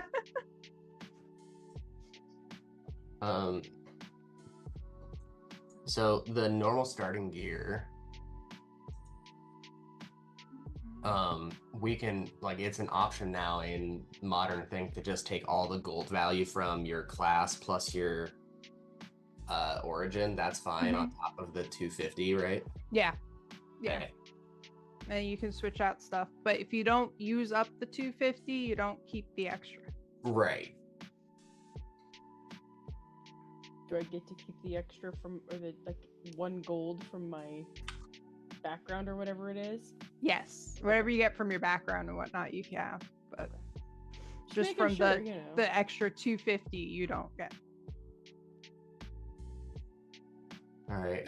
I still need to figure out what kind of species I really want to do, but I don't know. I'll figure out the rest of this. Mhm. Species was the one thing I had figured out. Like I have an idea of what species I want to do, but it offers subspecies, Mhm. and I don't know what I want to do there. Oh. I want to like yeah.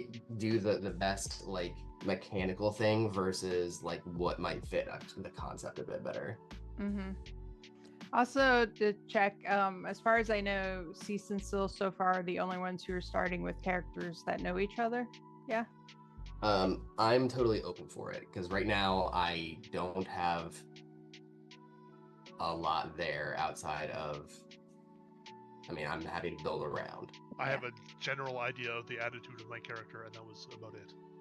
Yeah, that. Cool. All right. Well, like, if any of you others want to do it, it's totally fine. I'm just trying to like figure it out. Okay, cool. I'll work on this another time. So I'm gonna hop off. Cease. Good job. It was a great Thank you. campaign, especially considering you had to reboot everything in the middle. Yeah. Twice. You had to reboot it twice. Well, the What I've- second time it was just like a party wipe more What than a I've reboot. learned is don't give my husband anything Uh-huh. that can break the game. Right. Because he will break the game. Yeah. Yeah. All right, I'm gonna hop off. Good night, everyone. Night. Oh, is BTT's